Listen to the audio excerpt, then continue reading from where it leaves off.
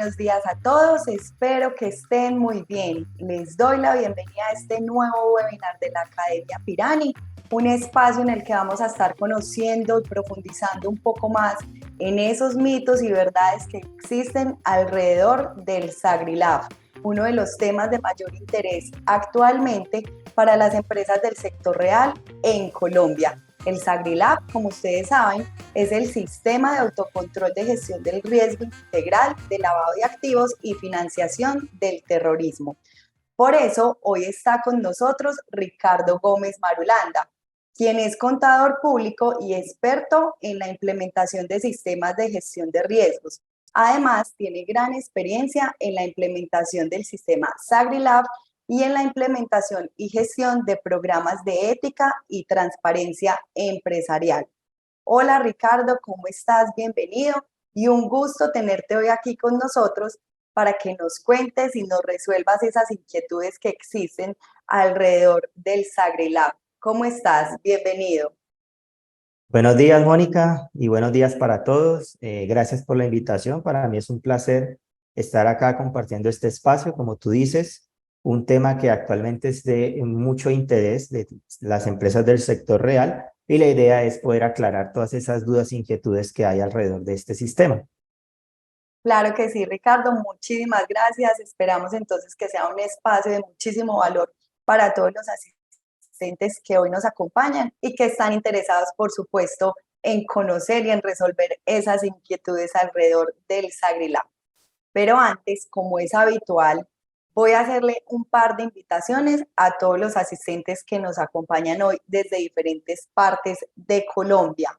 Lo primero, invitarlos a que si a lo largo de la exposición que vamos a tener a continuación con Ricardo tienen alguna inquietud, alguna pregunta, nos la pueden hacer a través del módulo de preguntas y respuestas que ven en la parte inferior de sus pantallas. Les pido por favor que lo hagan por allí y no por el chat, porque esto nos va a facilitar mucho verlas al final de la sesión para poder resolverlas con Ricardo. Ya saben, entonces, las preguntas que tienen nos las pueden hacer llegar a través del módulo de preguntas y respuestas.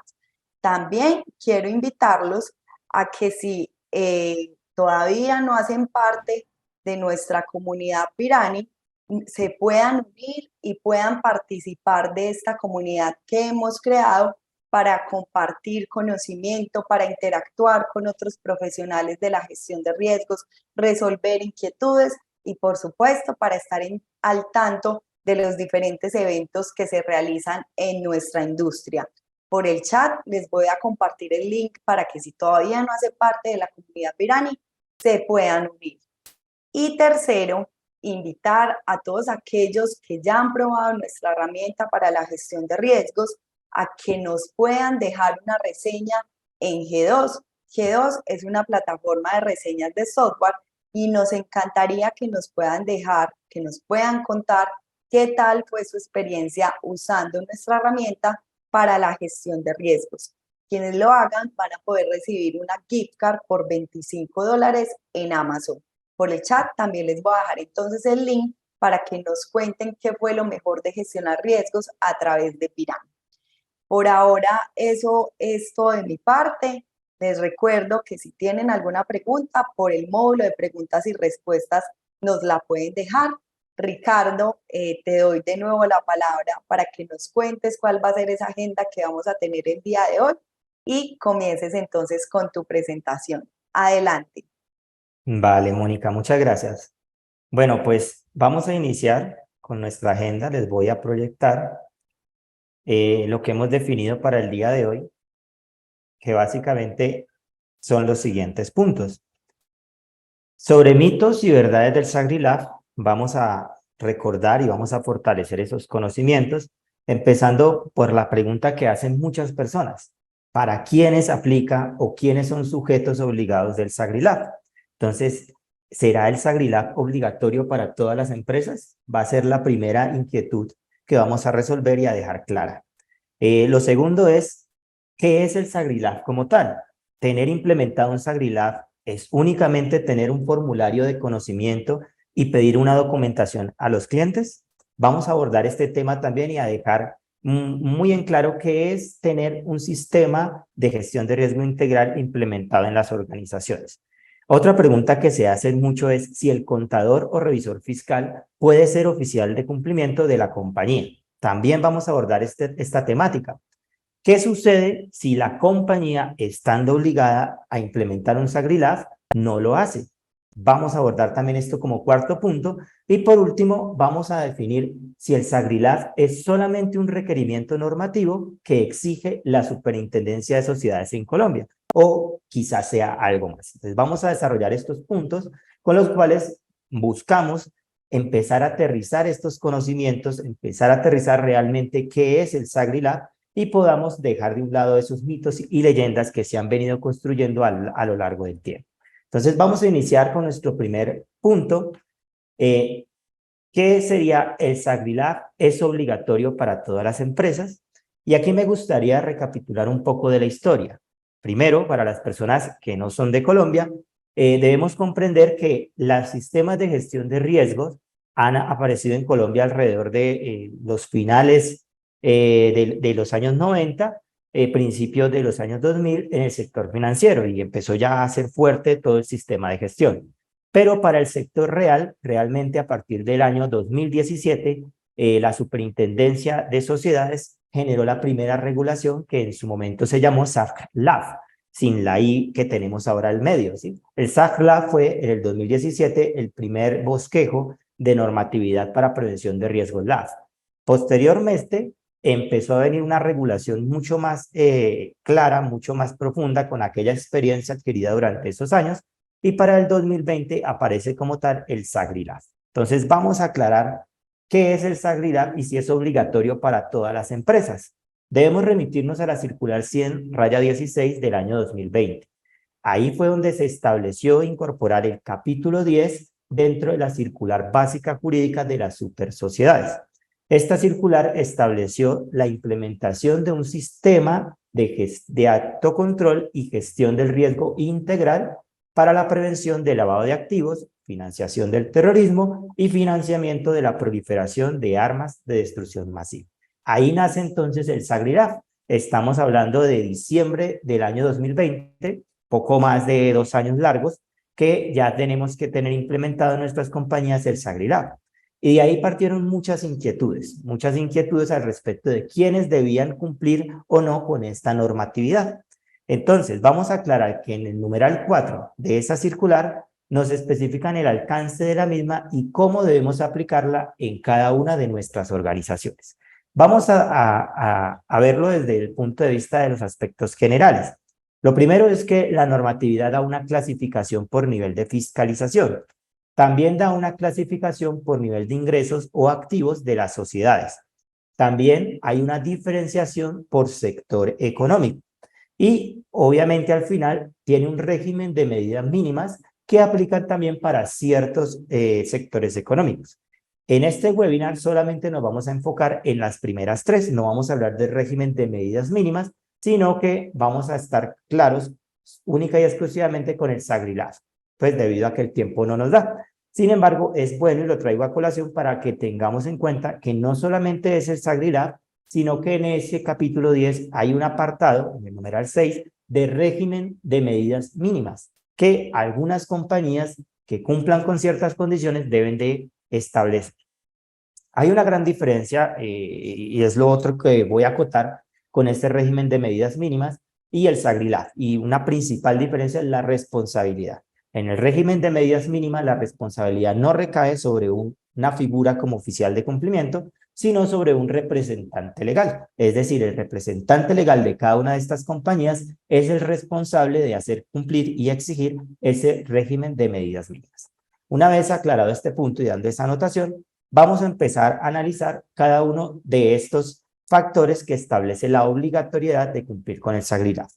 Por nivel de fiscalización, debemos recordar que la Superintendencia de Sociedades cumple un papel importante sobre la vigilancia y control de las compañías, pero también hay unas compañías que son inspeccionadas. Entonces, en el numeral 4 de la norma del SAGRI-LAF, de esta circular, establece que todas las compañías que son, como primera medida, controladas y vigiladas. Pero para entender esto, vamos a aclarar un poco cuál es ese nivel de fiscalización.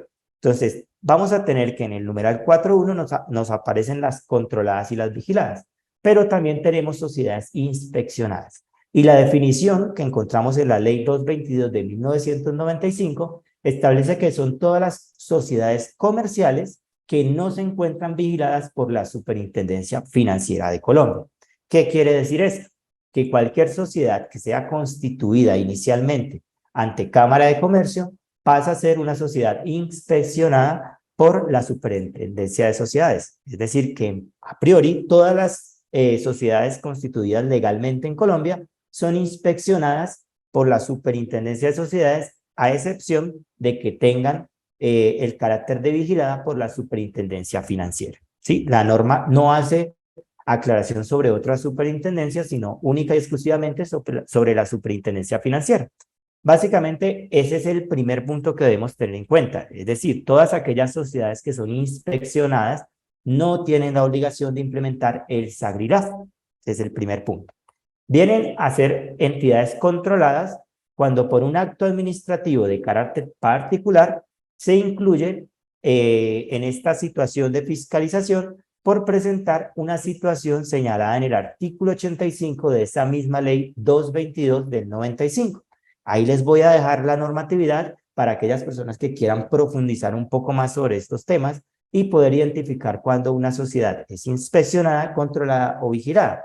Básicamente, una sociedad es controlada cuando está incumpliendo algunas características particulares establecidas en el Código de Comercio. Entonces, la superintendencia, en aras de cuidar el bien público o los clientes o la comunidad o la sociedad en general, puede entrar a controlar una empresa cuando incluye alguna de esas situaciones señaladas ahí. Básicamente es conductas irregulares en el mercado, por ejemplo, competencia desleal o situaciones de incumplimientos a nivel de patrimonial o a nivel de pasivos, cuando tengo obligaciones y no cumplo o tengo algunas demandas de un mal comportamiento comercial. Entonces, ahí están muy claras y específicas en ese artículo cuáles podrían dar lugar a una entidad, a que una entidad sea controlada. Y esto única y exclusivamente se da como acto administrativo.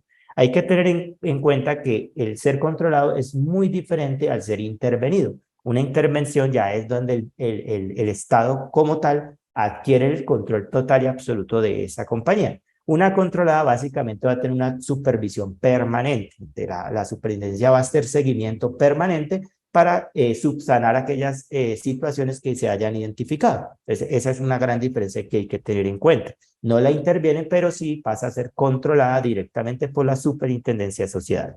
Y las sociedades vigiladas son cuando se encuentra en alguna causal establecida en el decreto 4350 del año 2006. Ahí se actualizó mediante ese decreto la misma ley 222 y estableció cuáles sociedades están o pasan a ser vigiladas por la Superintendencia de Sociedades. Aquí es importante tener que dentro de esas causales, una o la más común es el nivel de activos o nivel de ingresos. Y acá también empezamos ya a hablar un poco sobre el nivel de activos y nivel de ingresos.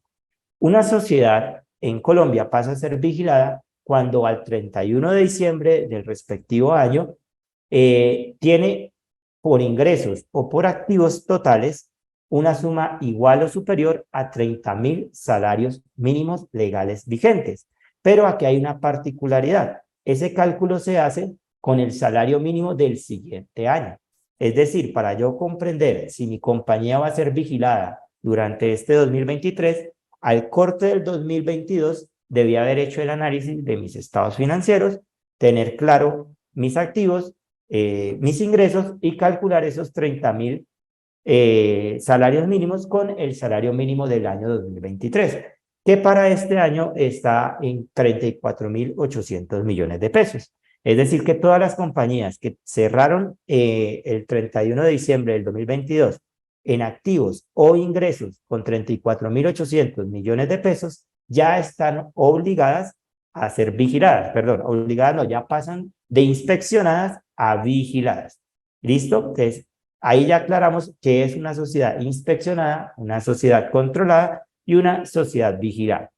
De acuerdo con el numeral 4.1 de la circular 100/16, todas las empresas controladas y vigiladas es la primera característica para ser obligatorias del SAGRIRAF. Vamos ahora por nivel de activos o ingresos.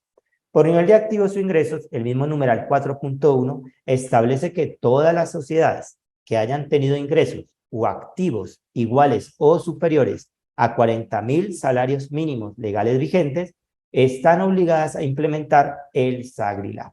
Esto quiere decir, y ese sí se calcula, y aquí con el salario mínimo del año 2022, que estaba alrededor de 1.000.000 de pesos cerrado para Colombia, entonces quiere decir que todas las compañías que presentaron ingresos totales o activos totales iguales o superiores a 40.000 millones de pesos al 31 de diciembre del año 2022 pasan a ser obligadas de la implementación de un SAGRIRAF.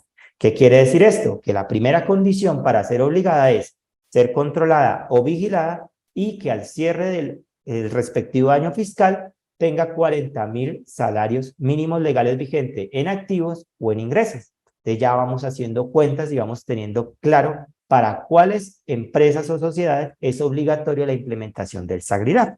Deben cumplir ambas condiciones, ser controlada y vigilada y tener ingresos o activos iguales o superiores a esos 40.000 salarios mínimos mensuales legales vigentes. Esta situación es particular para todas las compañías. Sin embargo, la misma norma en el numeral 4.2 establece una clasificación y una diferenciación por sector económico. Es decir, que para ciertos sectores económicos hay unas características especiales que se solicitan, y estos son, lo primero, todo el sector inmobiliario, los agentes inmobiliarios, aquellas compañías que se dedican a ser intermediarios en la venta, compra o alquiler de viviendas o bienes inmuebles. Todas estas empresas van a tener un comportamiento o un análisis diferente al momento de establecer si son obligadas o no. Lo mismo pasa con el sector de metales preciosos y piedras preciosas.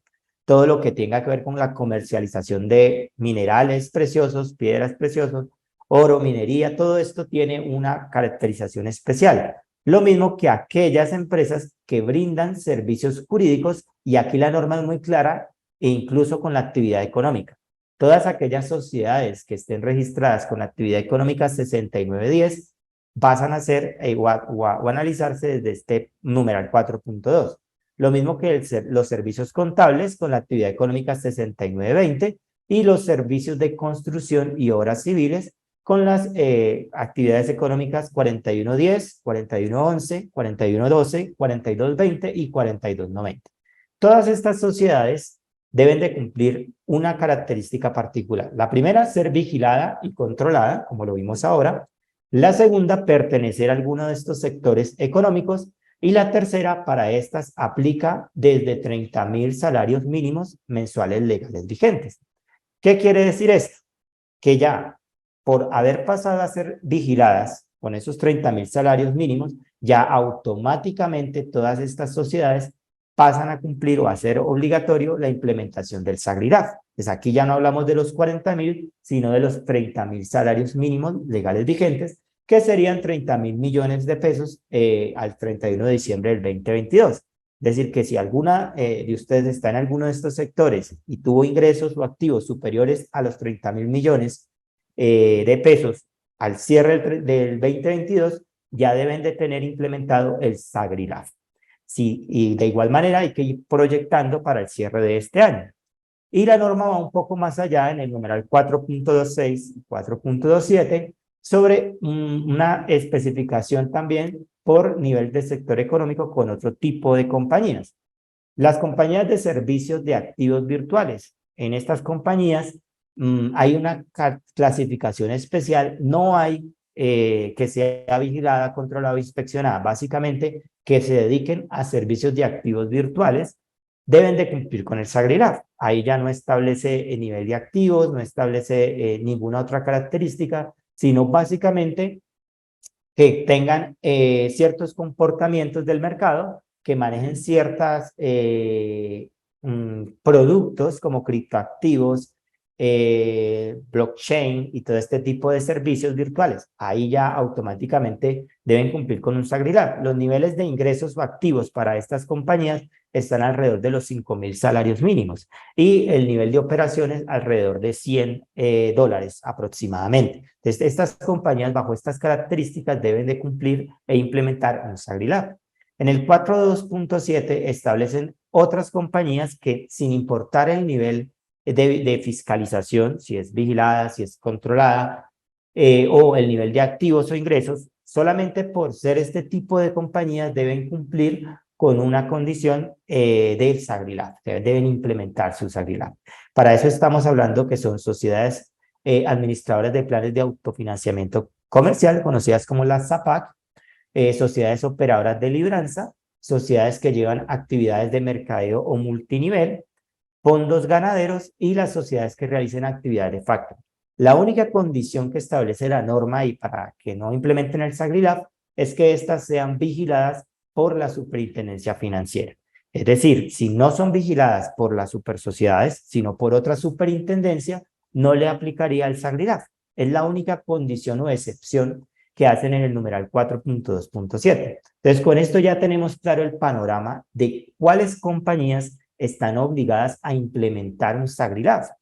¿Qué quiere decir esto? Que nosotros debemos proyectar nuestras compañías en los estados financieros para estar pendientes de cumplimiento de estos requisitos. Si nosotros ya sabemos a hoy, que estamos a agosto, que vamos a cerrar con ingresos o activos superiores a las cifras antes mencionadas y en las actividades económicas que acabamos de ver, pues ya tenemos que ir pensando en la implementación del SagriLab. No podemos esperar al cierre del 31 de diciembre para empezar a mirar si vamos o no a implementar un SagriLab. Porque adicional a lo anterior, la norma nos establece un plazo mínimo para el cumplimiento o para la implementación del SagriLab.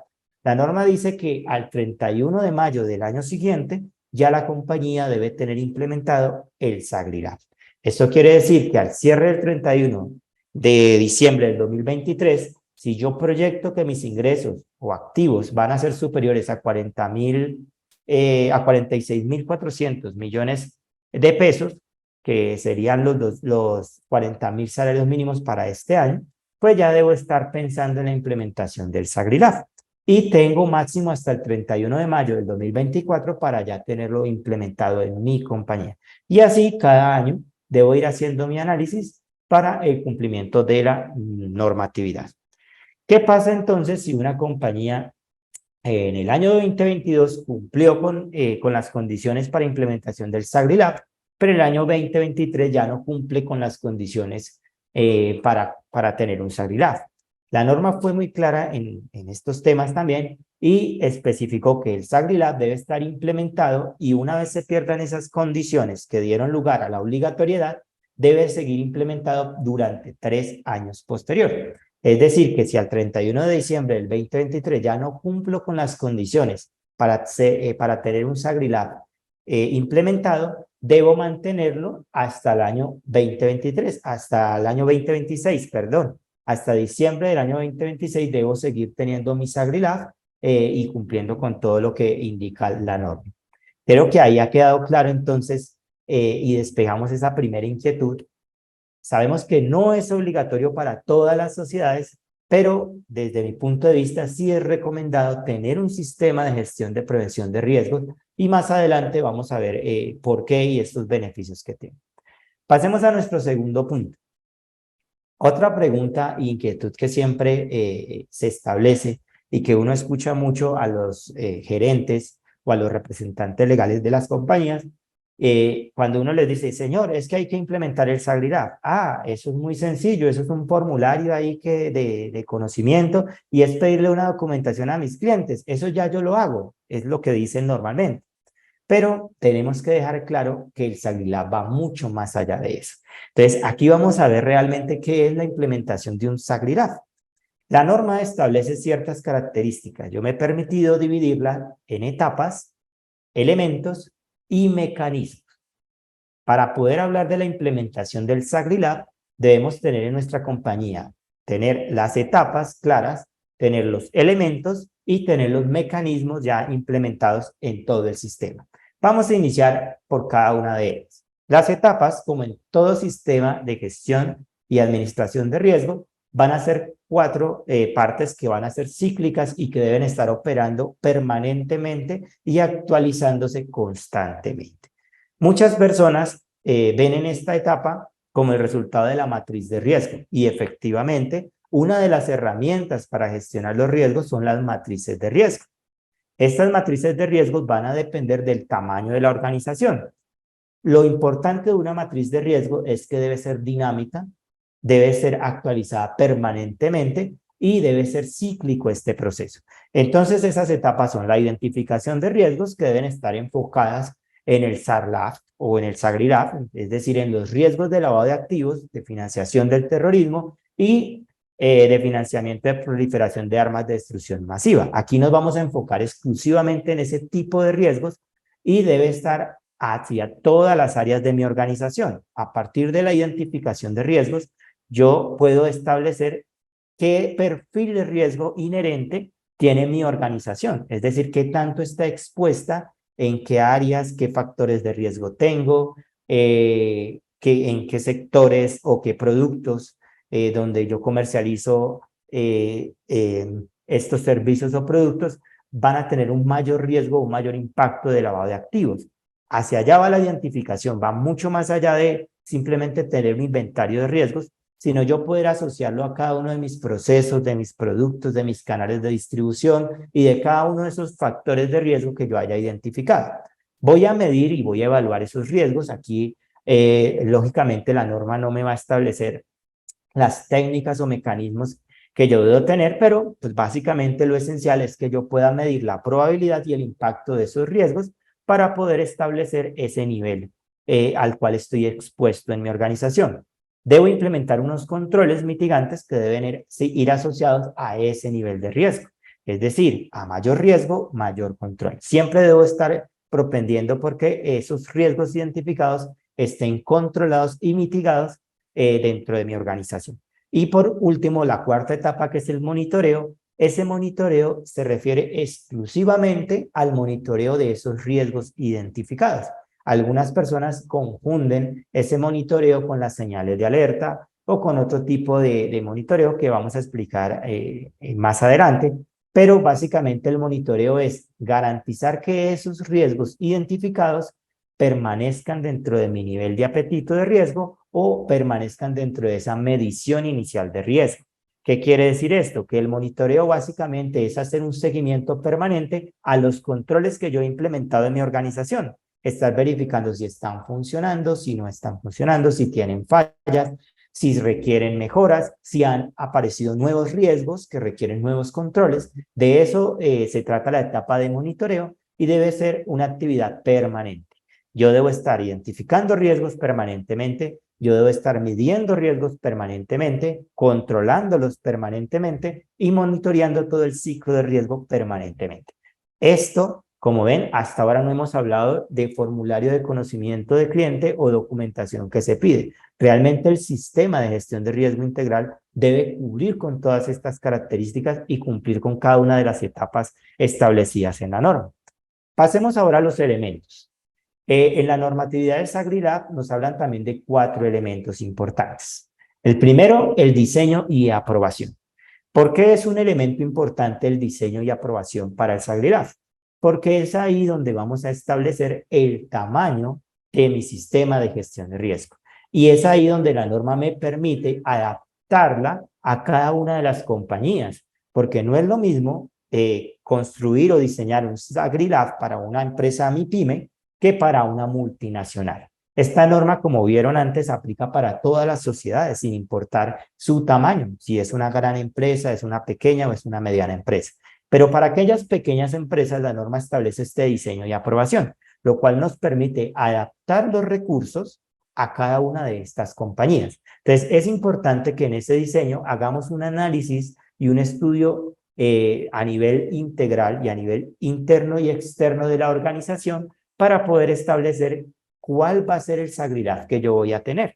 Es decir, qué tan grande va a ser mi SAGRILAB, qué recursos voy a disponer para implementarlo, qué personal requiero, si solamente requiero un responsable o gestor del SagriLab, o también requiere un suplente para la administración de ese sistema de gestión, si una sola persona lo va a poder administrar o requiere un equipo de trabajo, ¿sí? Todo ese tipo de cosas las vamos a analizar en el diseño de aprobación. En cuanto a la aprobación, debemos tener claro que debe ser por el máximo órgano societario. Es decir, si hay una junta directiva con atribuciones, va a ser esta la que apruebe el SagriLab de la compañía, o en su defecto el máximo órgano, que sería la Asamblea General de Accionistas. Ese debe ser la entidad que apruebe ese diseño del SagriLab, y eso debe quedar muy claro, porque algunas compañías lo diseñan, pero no dejan la evidencia de la aprobación, y ahí ya estamos incumpliendo con ese elemento del SagriLab. Segundo, la norma estableció una auditoría y cumplimiento. Esto fue en el 2020 y tuvo una modificación en el 2021. Alrededor de abril del 2021 fue la última modificación a este capítulo 10. Dentro de esa auditoría y cumplimiento estableció unas condiciones específicas que deben de cumplir los responsables de la implementación del SagriLab. Ahí se estableció, por ejemplo, el oficial de cumplimiento y unas características particulares que debe cumplir el oficial de cumplimiento, que más adelante vamos a detallar. También nos habla de la revisoría fiscal y unas responsabilidades específicas, así como las áreas de control interno. Es decir, que el SagriLab debe contar con un responsable directo y exclusivo, que es el oficial de cumplimiento, pero también debe tener la supervisión o auditoría periódica del revisor fiscal o el área de control interno de la compañía, según aplique. Hay compañías que tienen ambos, pues ambos deben cumplir con las funciones de revisión y auditoría al SagriLab. Tercero, divulgación y capacitación. En algunas compañías también diseñan el SagriLab, lo documentan, tienen sus manuales, tienen sus procedimientos, pero no los conoce nadie. Solamente la persona que los hizo, el oficial de cumplimiento o el representante legal de la compañía, o algunas veces el revisor fiscal, o algunas veces el contador. Pero lo que realmente establece la norma es, dentro de ese elemento, es que debe haber una divulgación de esas políticas establecidas y de esos procedimientos establecidos para la prevención de la AF a través de la organización. Es decir, que periódicamente, por lo menos una vez al año, todo mi personal debe estar capacitado en temas de SagriLab. Y no solamente capacitado en qué es el sistema, sino en esos controles que yo he diseñado. Es decir, que yo debo capacitar a esas personas que tienen que ver con la debida diligencia o con los diferentes controles que yo establezca en la organización, deben estar capacitadas periódicamente. La norma establece mínimo una vez al año. Y el último elemento muy importante es la asignación de funciones o responsabilidades. Estas funciones o responsabilidades deben estar debidamente asignadas y deben estar debidamente documentadas a cada una de las personas. Es decir, nosotros debemos tener dentro de nuestros manuales de funciones o dentro de nuestra asignación de responsabilidades, aquellas que tengan que ver directa o indirectamente con el SagriLab. Por ejemplo, una función que es o que debe ser de todos los empleados de la compañía o todos los colaboradores es la responsabilidad de hacer reportes al oficial de cumplimiento sobre las señales de alerta que se identifiquen. Eso debe estar debidamente documentado porque va a mitigar un riesgo legal y además va a asumir una mayor fuerza ese control de señales de alerta. Entonces debe estar claramente documentado y asignado cada una de estas funciones. La norma adicionalmente me establece unas funciones específicas tanto para el máximo órgano societario, ya sea la junta directiva o la asamblea de accionistas, para el oficial de cumplimiento, para el representante legal, para el revisor fiscal y áreas de control. O sea, ahí ya hay unas funciones mínimas que establece la norma que son las que yo debo por lo menos asignar en cada una de las compañías. Entonces, con esto vemos también que hay unos elementos importantes del SagriLab y hasta ahora no hemos hablado de formulario de conocimiento ni documentación que le pedimos a nuestras contrapartes. Entonces, como ven, el SagriLab va mucho más allá de eso. Vamos ahora a conocer los mecanismos del SagriLab. Y dentro de los mecanismos del SagriLab tenemos 4 puntos importantes. El primero son los procedimientos de debida diligencia y debida diligencia intensificada.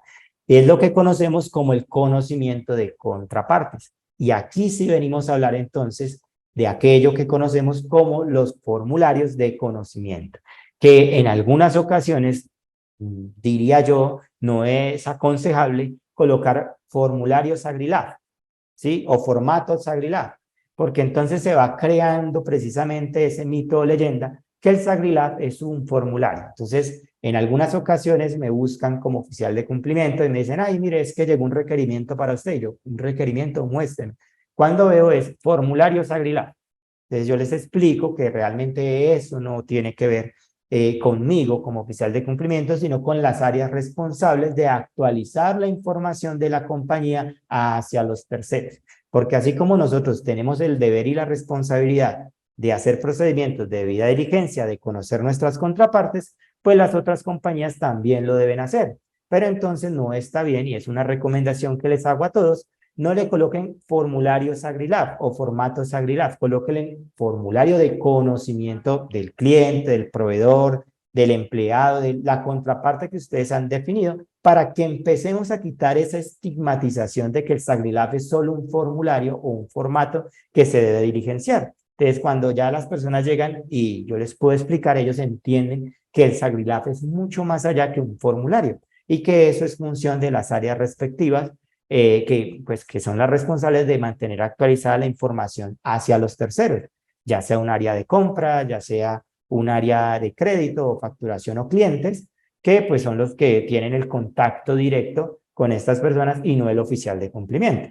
Entonces, básicamente los procedimientos de debida diligencia y debida diligencia intensificada no es solamente el formulario, son todos aquellos mecanismos o a todos aquellos controles que yo he definido dentro de mi organización para dar conocimiento de esos terceros. Ahí se incluye, como ya lo dijimos, el formulario, se incluye la documentación, pero lo más importante es el análisis que hacemos a ese formulario, el análisis que hacemos a esa información que nos suministra, la verificación en fuentes externas a las que nos están suministrando de la veracidad de la información, la consulta en listas, lógicamente restrictivas y vinculantes que se debe hacer ahí como control preventivo y todas aquellas actividades que yo desarrolle o diseñe para el conocimiento de mis contrapartes. A esto le conocemos como debida diligencia y es muy importante tenerla diseñada conforme el tamaño de mi organización y hacerla cumplir a cabalidad.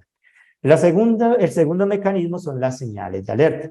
Las señales de alerta, en cuanto a la normatividad del SAGRILAB, me establece de manera muy amplia que yo debo tener señales de alerta, pero no es obligatorio, por ejemplo, tener herramientas tecnológicas para las señales de alerta. Pero esto no quiere decir entonces que yo no las deba tener. Entonces, ¿cómo así? Lo que pasa es que recuerden que la norma del SAGRILAB está establecida para todas las compañías. Entonces, estaría mal que a una compañía muy pequeñita le obligaran a tener una herramienta tecnológica cuantitativa para establecer segmentación de factores de riesgo y para establecer señales de alerta transaccional. Pues esto sería no coherente con lo que se busca o con el sentir de la normatividad, porque la idea de esas señales de alerta es que se diseñen al tamaño de la organización. Entonces, a esas compañías pequeñas va a aplicar las señales de alerta cualitativas. ¿Qué quiere decir esto? La capacitación permanente del personal para que identifiquen situaciones que se salgan de lo normal y las reporten al oficial de cumplimiento. Esa sería la manera de detectar señales de alerta. Pero si estamos hablando de una multinacional que genera muchas transacciones, que tiene o maneja muchos clientes, muchos proveedores, ahí sí es necesario tener una herramienta tecnológica que permita hacer el monitoreo transaccional de todas estas operaciones y poder identificar señales de alerta transaccionales a través de una herramienta tecnológica y una segmentación de factores de riesgo que vayan a nivel transaccional, es decir, a nivel cuantitativo y a nivel cualitativo. Las señales de alerta también deben ir diseñadas acorde con el tamaño de la organización. Lo importante y lo que me pide la norma es tener señales de alerta. Y ahí dice, pueden utilizar herramientas tecnológicas que consideren necesarias. ¿Ves? Esto va a ir acorde al tamaño de la organización.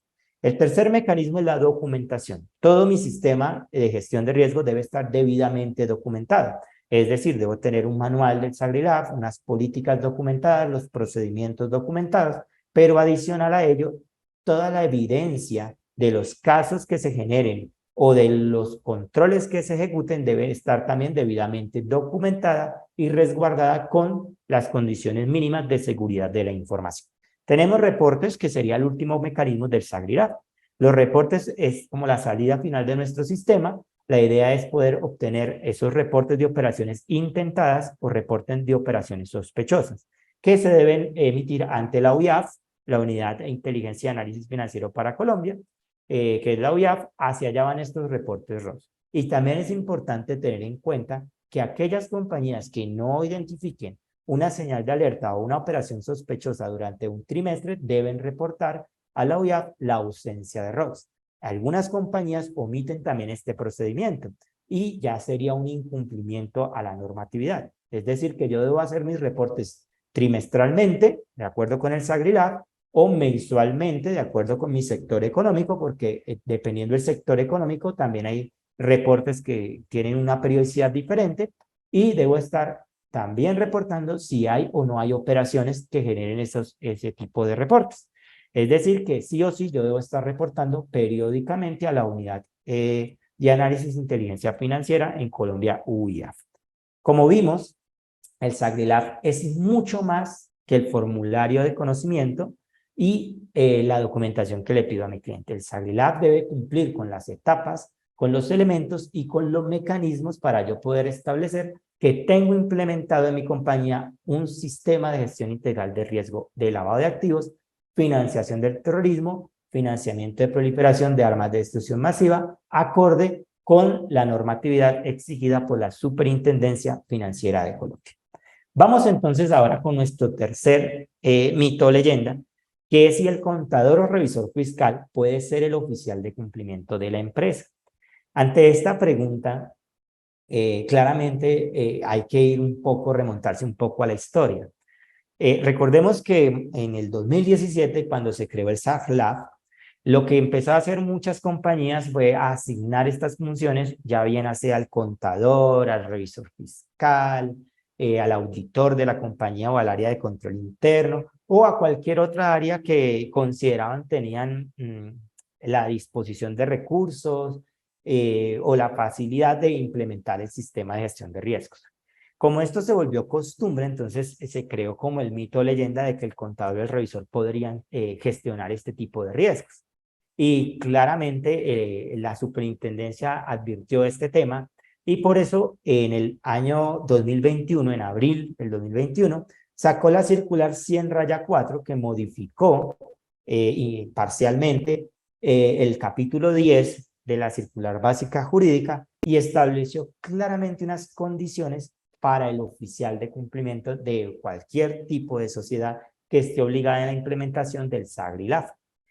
Aquí vamos entonces a responder que no se puede asignar al contador o al revisor fiscal las funciones de oficial de cumplimiento. Y estableció unos parámetros especiales para ser oficial de cumplimiento. Entonces, antes no exigían, por ejemplo, experiencia en gestión de riesgos, no exigían conocimientos en gestión de riesgo, y esto tiene una lógica entendible, y es que para este tipo de sectores, del sector real, pues era desconocido todo el tema o todo el mundo de gestión de riesgos. Entonces, lo primero que hizo fue un acercamiento para que empezaran a conocer ese lapsus de 2017 a 2020. La idea era que se capacitaran, que entendieran y que aprendieran a gestionar riesgos para posteriormente actualizar la normatividad y establecer estas condiciones particulares del oficial de cumplimiento. Lo primero y muy importante, y que en este sector ha sido difícil vender esa idea, es que el oficial de cumplimiento debe gozar de una capacidad total e independiente para tomar las decisiones que tengan que ver con la gestión de riesgos LAF. Es decir, así como tiene una gran responsabilidad el oficial de cumplimiento por velar que se cumpla con el SagriLab, también tiene la responsabilidad y el poder de tomar esas decisiones de gestión de riesgo. Esto tiene todo el sentido del mundo desde el punto de vista legal. porque no puede ser que yo asuma la responsabilidad de la gestión de riesgo LAF de la compañía, pero las decisiones las tome el presidente, el gerente comercial, el gerente de compras, ¿sí? Y yo no tenga voz ni voto en las decisiones de gestión de riesgo. Entonces, es muy importante aclarar esto en las compañías. Debe tener absoluta autonomía para gestionar riesgos LAF. Es decir, ¿qué quiere decir esto en términos coloquiales? Que si hay un cliente de alto riesgo, puede ser el cliente top de la compañía, no puede vincularse si el oficial de cumplimiento no da el aval, o no se le puede vender, o no se le puede facturar, o no se pueden tomar decisiones de riesgo importante con temas LAF sin que el oficial dé su aprobación o dé su aval. Eso quiere decir gozar de esa capacidad de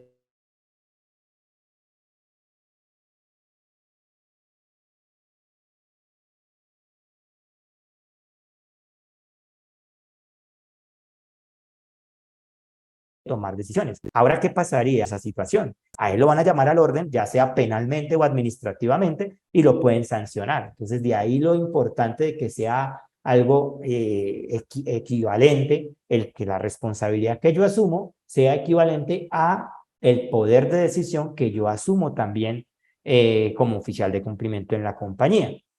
Pero va más allá de esto, el tener en cuenta que el oficial de cumplimiento debe estar capacitado para tomar ese tipo de decisiones, ¿sí? Y debe ser una persona coherente con esas decisiones. No es posible entonces que el oficial de cumplimiento, y pongo ya el otro escenario, identifica que una contraparte tiene un antecedente jurídico y ya por eso dice no se puede vincular, no se puede negar. Y cuando vamos a ver ese antecedente jurídico, básicamente es una demanda por un incumplimiento de una deuda. Entonces, tenemos que también estar capacitados para saber cuáles señales de alerta realmente representan un riesgo importante LAF para tomar este tipo de decisiones. Lo segundo, debe tener una comunicación directa y depender de la junta directiva o el máximo órgano social. ¿Qué quiere decir esto? Que el cargo de oficial de cumplimiento debe ser un cargo ejecutivo en las compañías.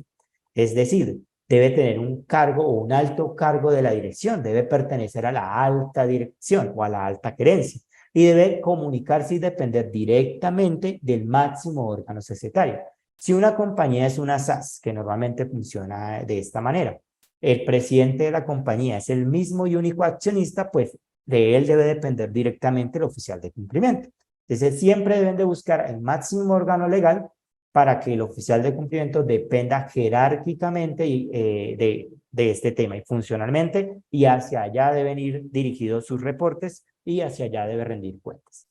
Y aquí está la respuesta a esa pregunta mito, porque la norma estableció expresamente en ella que no puede pertenecer a la administración o a los órganos sociales ni de auditoría ni de control interno o externo.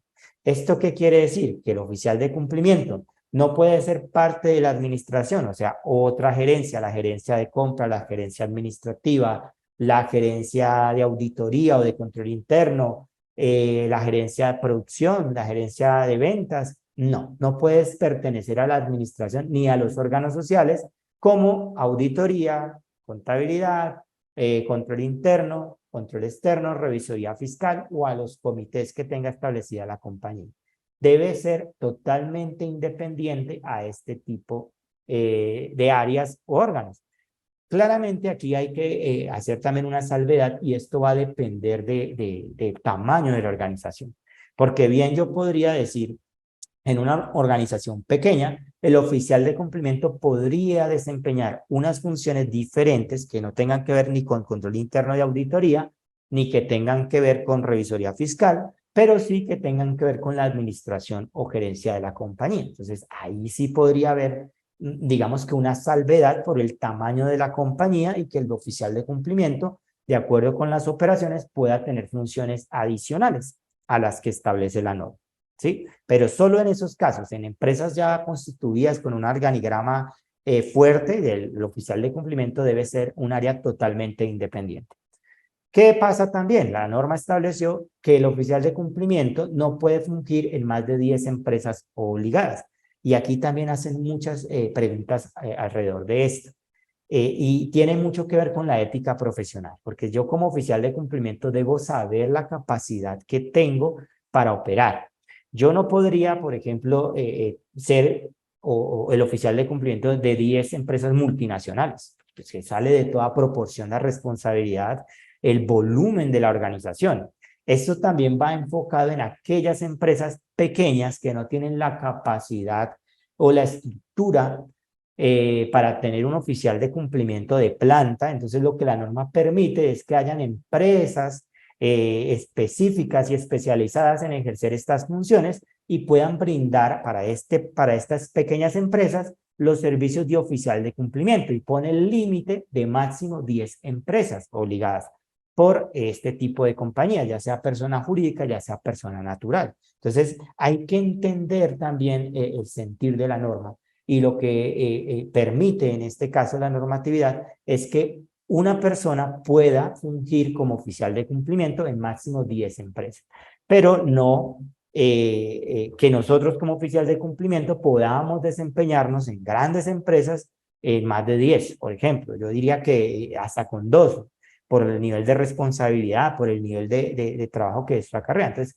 hay que entender el sentir de la norma. El sentir va más allá y es para facilitar el cumplimiento normativo a estas pequeñas empresas que no tienen la capacidad de tener un oficial de planta, entonces podrían tercerizarlo con una empresa especializada en este tema.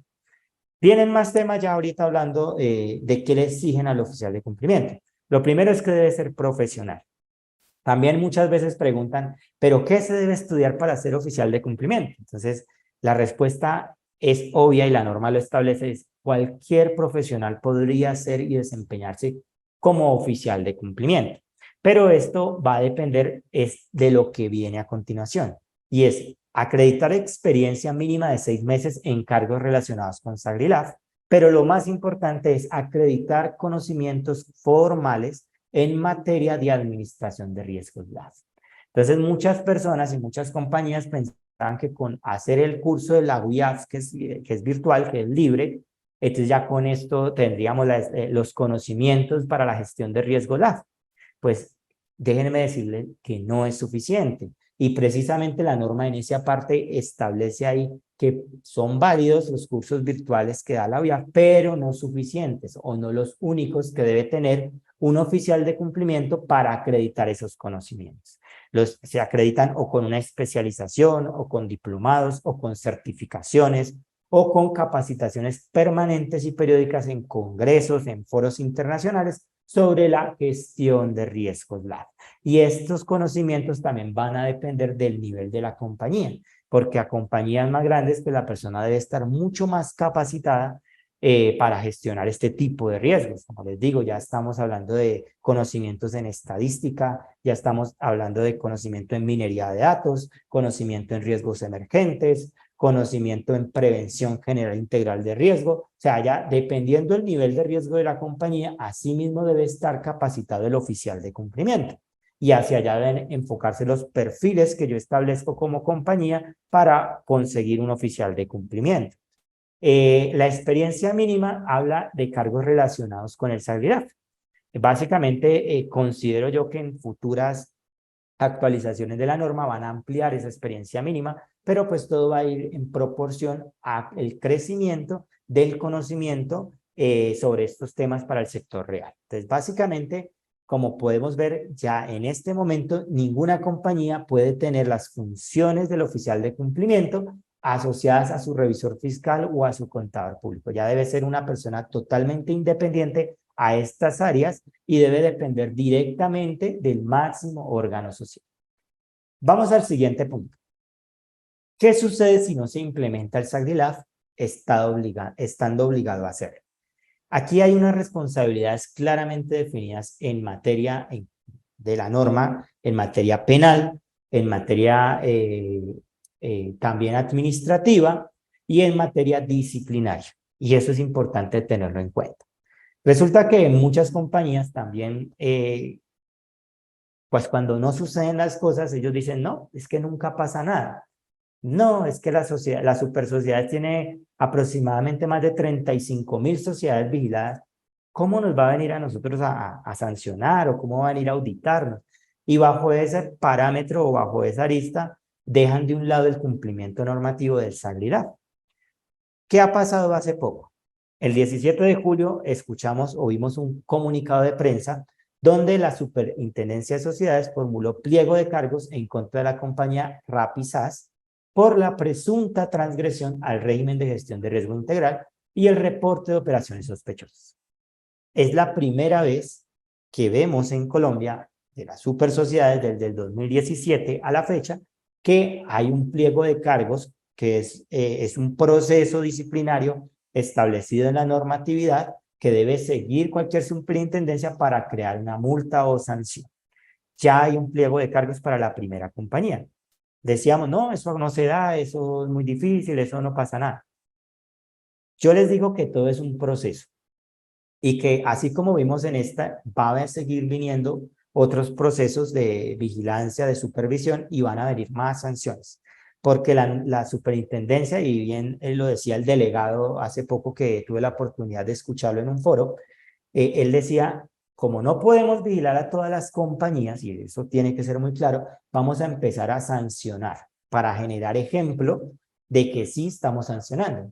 Y no debemos esperar entonces a que sea nuestra compañía la que sea sancionada para cumplir con el SAGRILAF. La idea es que lo hagamos de una manera preventiva. Tenemos este comunicado de prensa, pero el 8 de agosto, y si ustedes ven la diferencia, es menos de un mes entre uno y otro comunicado, donde también informa la superintendencia que abrió pliego de cargos contra Cops Commercial SAS por presunto incumplimiento en relación con el sistema integral de autocontrol y gestión del riesgo SAGRILAF. Entonces, ahí ya estamos viendo las dos primeras compañías que van a ser sancionadas por incumplimientos del SAGRILAF, porque si ya pasó el proceso de auditoría, de revisión de documentación, de revisión de procedimientos, de revisión de controles, y ahorita ya lo que hicieron fue abrir pliego de cargos porque encontraron situaciones de incumplimiento normativo en estas compañías. Para los que no conocen, Cops Comercial es una compañía asociada al grupo Bavaria. Entonces es una compañía grande en Colombia también que están siendo o están empezando a ser sancionadas por la no implementación del SAGRILAF. Entonces no podemos esperar a que nos sancionen a nosotros o a que nos vengan a investigar para cumplir con la norma. La idea o el mensaje aquí es empezar a cumplirlo desde ahora para evitar que estas cosas sucedan. ¿Qué podría suceder? Lo primero es que da lugar a investigaciones administrativas, imposición de sanciones. Pero ojo con esto, la norma es clara y establece que no solo es para la empresa obligada. Las sanciones también recaen sobre el oficial de cumplimiento, sobre el revisor fiscal y sobre los representantes legales o administradores de la compañía. Y todo esto enmarcado en el artículo 86 de la Ley 222 de 1995. ¿Eso qué quiere decir? Que no solamente la compañía, sino aquel que ejerce como oficial de cumplimiento puede verse sancionado al revisor fiscal por no cumplir con las funciones específicas que establece la norma y, lógicamente, los representantes legales de las compañías.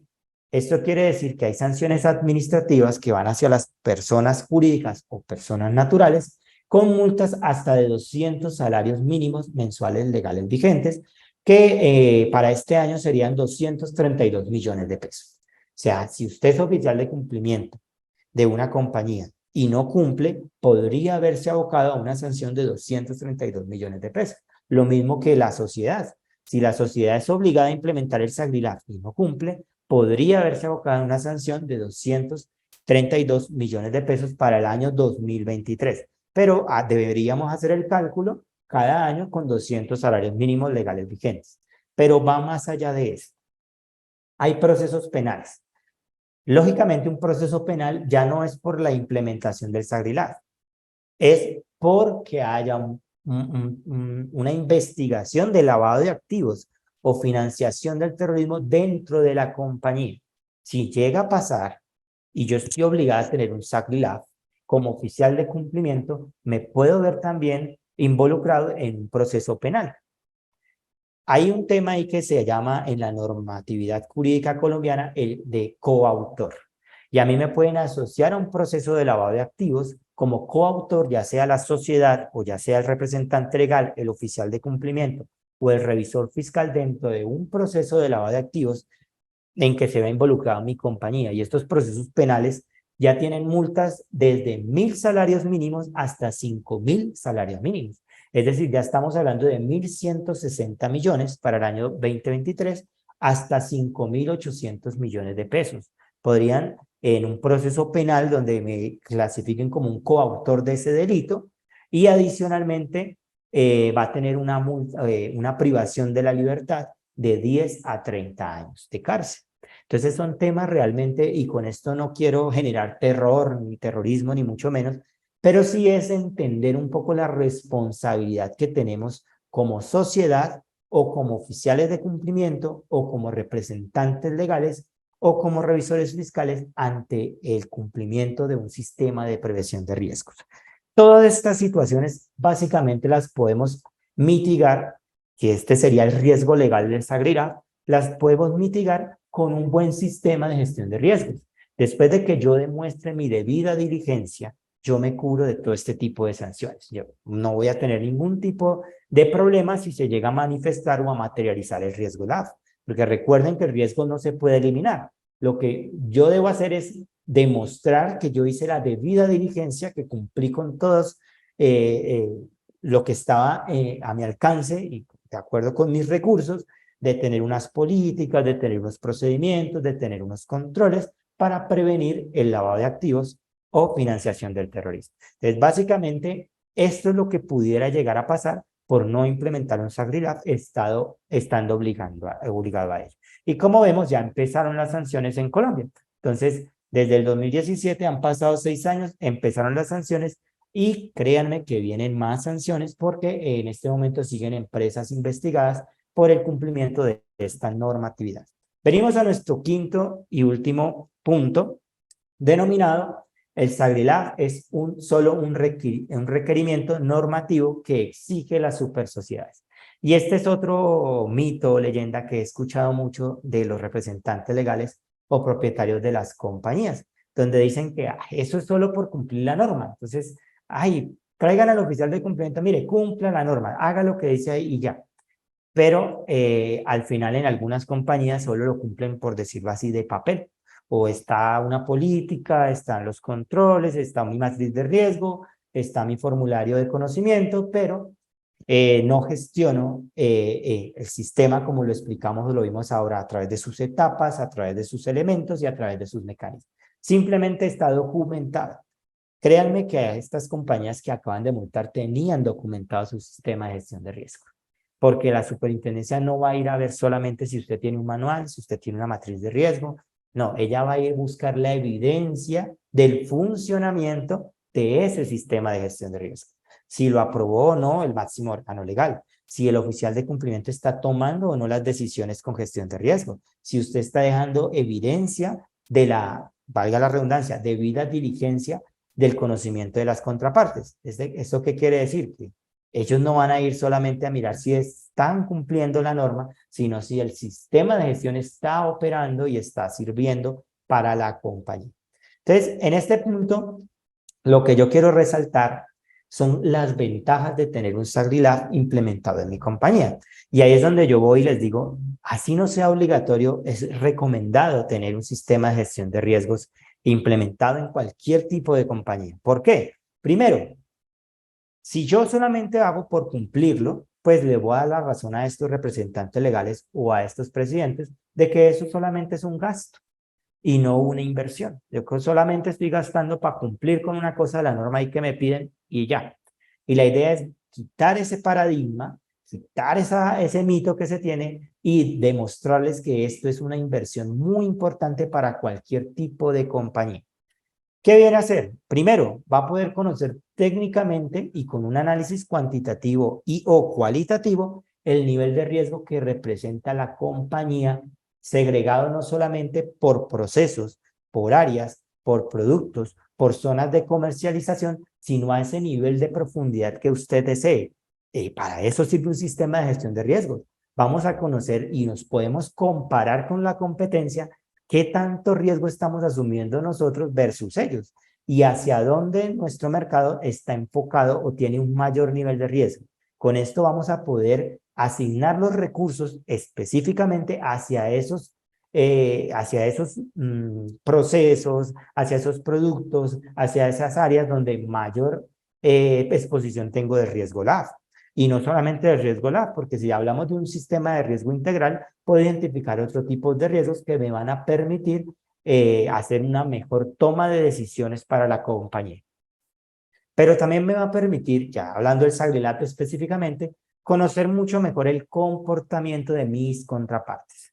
Si bien nosotros diseñamos el sistema para identificar señales de alerta, en el proceso de diseño del sistema vamos a conocer muy bien esas contrapartes y vamos a poder aprovechar esas características particulares para mejorar los niveles de servicio, es decir, para mejorar la calidad de atención que yo le doy a mis clientes, para poder diseñar nuevos productos e identificar esas nuevas necesidades que tienen esos clientes, y también me va a permitir ampliar o conocer más mi mercado y llegar a nuevos clientes con nuevos servicios y productos. Es decir, que esa segmentación establecida por la normatividad del SagriLab me puede llevar a una segmentación de mercados que aporte más a la compañía, que aporte mucho más y le dé valor a esa cadena productiva, y que no se quede solamente en una segmentación para cumplir unas señales de alerta. Yo debo darle esa categoría a mi sistema de gestión de riesgos, permitiéndole tener a la empresa o a la sociedad una herramienta importante para mejorar no solamente sus estadísticas de ventas, sino también llegar y tener un crecimiento mucho más robusto y mucho más técnico sobre mi mercado. Entonces, para eso también me sirve el SagriLab. Obviamente me va a permitir conocer mejor mi mercado. Yo debo hacer un análisis del mercado, anticiparme a esos movimientos en la nueva regulación, a la nueva normatividad que salga, ver las tendencias comerciales y la innovación que vayan desarrollándose en ese mercado y poder ir a la vanguardia o poder ir anticipando esas tendencias comerciales para que mi compañía no se vaya quedando rezagada en el mercado actual. Ahorita estamos hablando mucho del metaverso, estamos hablando de la nueva tecnología, la tercera generación del Internet.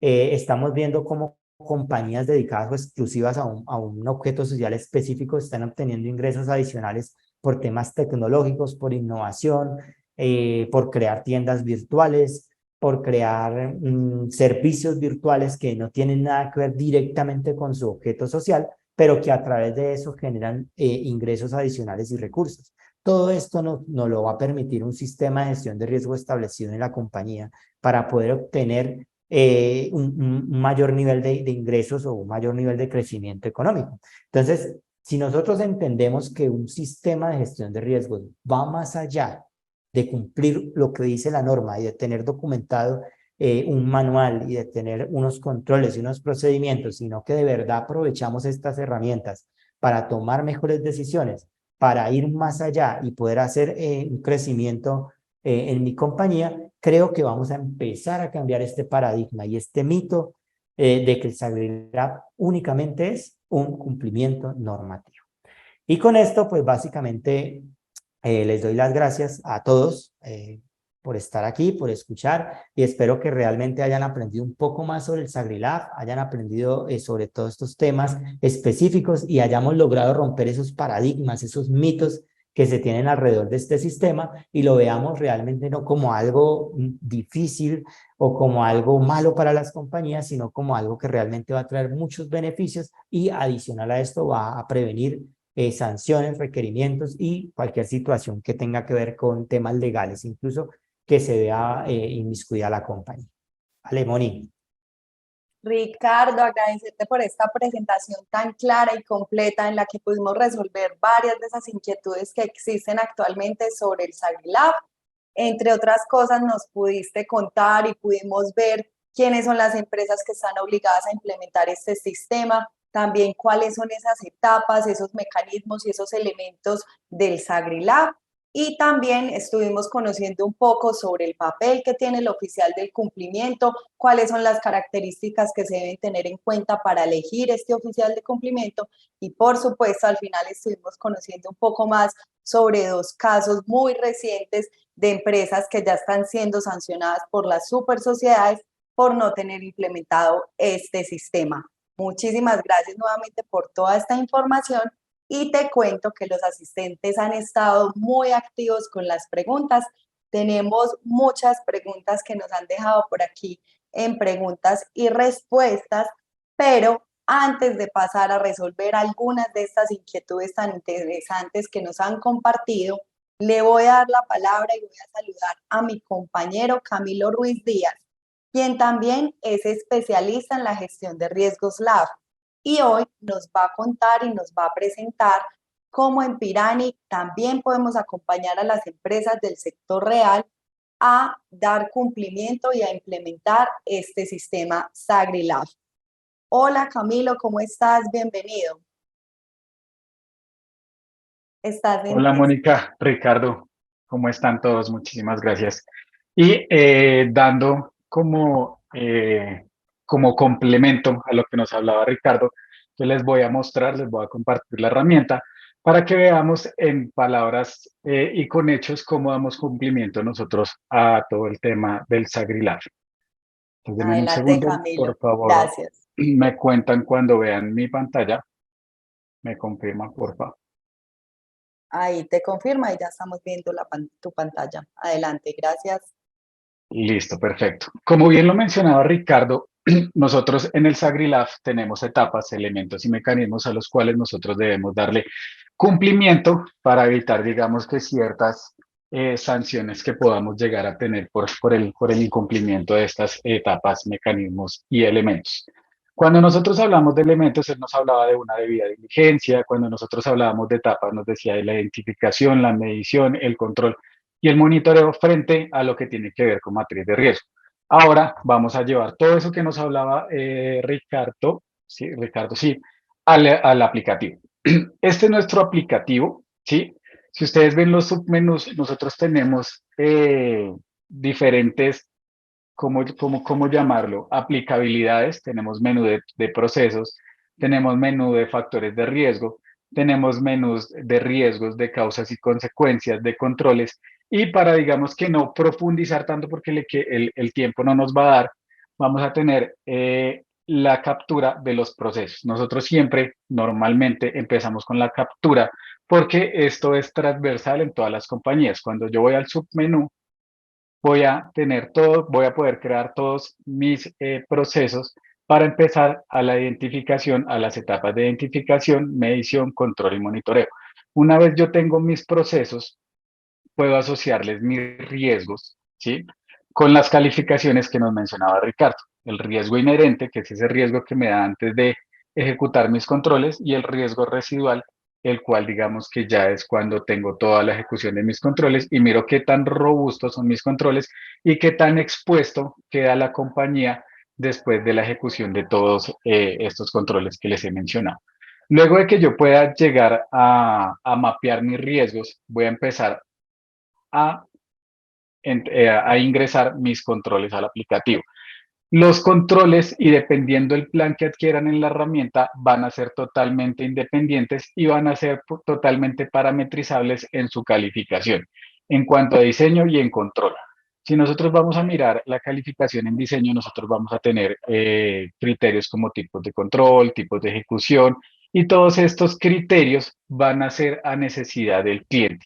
Ya como también, vuelvo y reitero, lo mencionaba Ricardo, va a depender de la compañía, qué tan grande es y cuáles son sus necesidades de cumplimiento.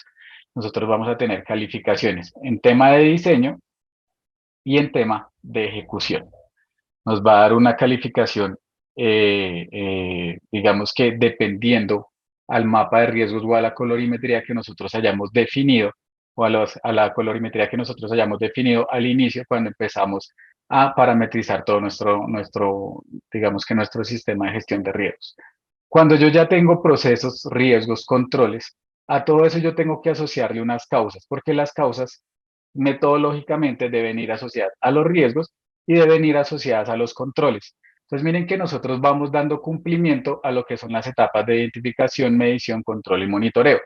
Para no interiorizar tanto, seguimos con el tema de mecanismos, y cuando Ricardo hablaba de debida diligencia, mirábamos que hay ciertos parámetros que me permiten conocer a mi cliente, y son esos datos que yo trato de reunir cuando les envío o cuando me diligencian el formato de vinculación, que yo tengo información relevante que me va a permitir que yo haga una mejor gestión o que haga un mejor análisis en tema de alertamiento.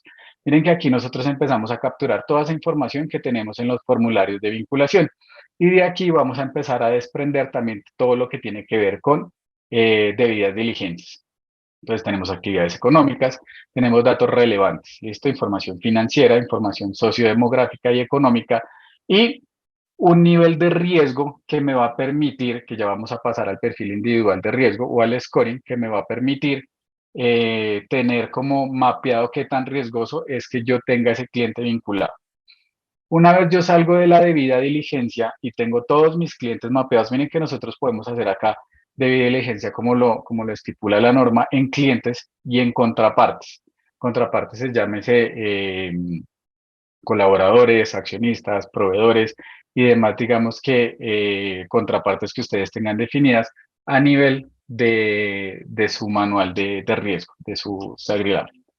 Cuando yo paso a hablar de la debida diligencia, miren que si seguimos con los mecanismos, también tengo una consulta en listas que me va a permitir hacer match con los diferentes tipos de listas y fuentes que yo puedo llegar a tener aquí en mi sistema. Aquí yo trabajo por una cédula de ciudadanía, tengo un ejemplo que una cédula por temas de, digamos que de tratamiento de datos, pues no lo podría hacer acá, pero debo tener el tipo de identificación, el número de identificación, la fecha de expedición y el resultado de las listas me dejará saber en qué listas está mi cliente, está referenciado mi cliente y poder tomar una decisión frente a la vinculación.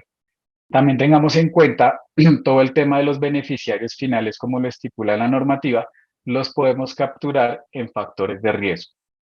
Cuando hablamos de alertas y cuando Ricardo se refería al tema de que hay entidades que necesitan alertas transaccionales, necesitan alertas generadas por segmentación o simplemente alertas descriptivas. Este módulo nos permite dar cumplimiento a los tres tipos de alerta. ¿Por qué refiero a tres tipos de alerta? Porque nosotros a nivel de aplicativo, nosotros capturamos alertas que no necesariamente están atadas a los procesos de la unidad de cumplimiento, sino son esas alertas que pueden estar, digamos, en cabeza de un área comercial, de parámetros anómalos que pueda identificar la persona dueña de proceso, digamos, de vinculación, que de pronto se está negando a presentar los documentos exigidos, que nota comportamientos raros, que de pronto es una operación intentada, todo eso que es, digamos, exógeno a los procesos de la unidad de cumplimiento lo pueden reportar terceros. Y si ustedes se dan cuenta, el reporte es muy sencillo. Simplemente es un nombre de reporte, un método de identificación del reporte, un valor de la transacción, si lo tenemos, si no, pues omitimos una moneda. Este responsable es la persona que me va a mí autorizar el alertamiento, es decir, quien me va a decir si realmente es una operación inusual o realmente merece un tratamiento más profundo y lo vamos a hacer una operación sospechosa, va a ser un tipo de transacción y una descripción de los hechos. Si tenemos algún tipo de evidencia, el formato de vinculación, digamos que transacciones, algún tipo de evidencia, la podemos, digamos que salvaguardar acá para que quede el registro. ¿Qué pasa con estos campos? Como nosotros somos un software que es, digamos que prácticamente adaptable a cualquier organización, entonces nosotros podemos llegar a crear diferentes tipos de campos para la captura adicional de información que ustedes quieran. Entonces me va a decir, Camilo, lo que pasa es que yo en mis alertas normalmente capturo la tipología por la cual fue arrojada el alertamiento. Entonces yo aquí puedo empezar a crear los campos de tipología, subtipología, delito fuente y demás campos que ustedes quieran crear en la herramienta. Adicional a eso, miren que aquí hasta el momento yo solamente tengo una carátula de lo que me va a reportar la persona. Yo después de crear la carátula, miren que yo puedo asociar clientes, contrapartes o usuarios. Y clientes los puedo asociar en dos formas. Clientes, contrapartes, usuarios los puedo ingresar de dos maneras. Yo asocio mi cliente, ¿sí? Y esto va más, digamos, para una tipología como lo puede ser el pitufeo, en donde una persona o varias personas le consignan a una persona. Yo puedo puedo empezar a capturar ese tipo de tipologías. ¿Cómo? Miren que yo asocio un cliente y lo puedo asociar, valga la redundancia, al tipo de relación a un involucrado personal o a un asociado. Si mi involucrado principal es el directamente responsable del reporte que yo estoy haciendo, pues lo dejaré como responsable. Pero si es un asociado, en el caso de un pitufeo, pues entonces su tipo de relación será asociado. Adicional, ¿qué pasa? Yo ya tengo mi carátula en donde le estoy relacionando los hechos de manera general, pero también a nivel de cliente, yo puedo llegar a ponerle un comentario a cada uno y adjuntarle sus debidos documentos si es necesario. ¿Qué pasa? Cuando yo ya tengo la carátula, los responsables de mi operación de alerta, recordemos que esta alerta está dada es para la tercerización de procesos. Yo como responsable, cuando a mí me llega mi unidad de cumplimiento y como responsable, digamos, de workflow, yo puedo asociar esa alerta al proceso que derivó el alertamiento o al riesgo o al control que tal vez no se ejecutó o al factor de riesgo como también nos lo menciona la norma.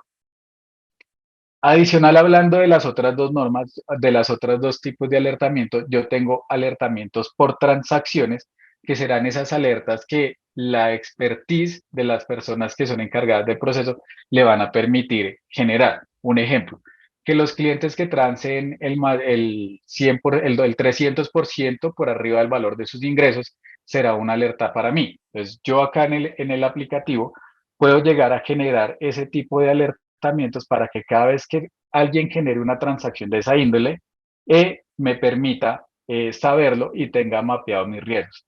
Pues miren que yo aquí en mi motor de alertas, yo puedo tener alertas asociadas solamente a gestión de riesgos de lavado.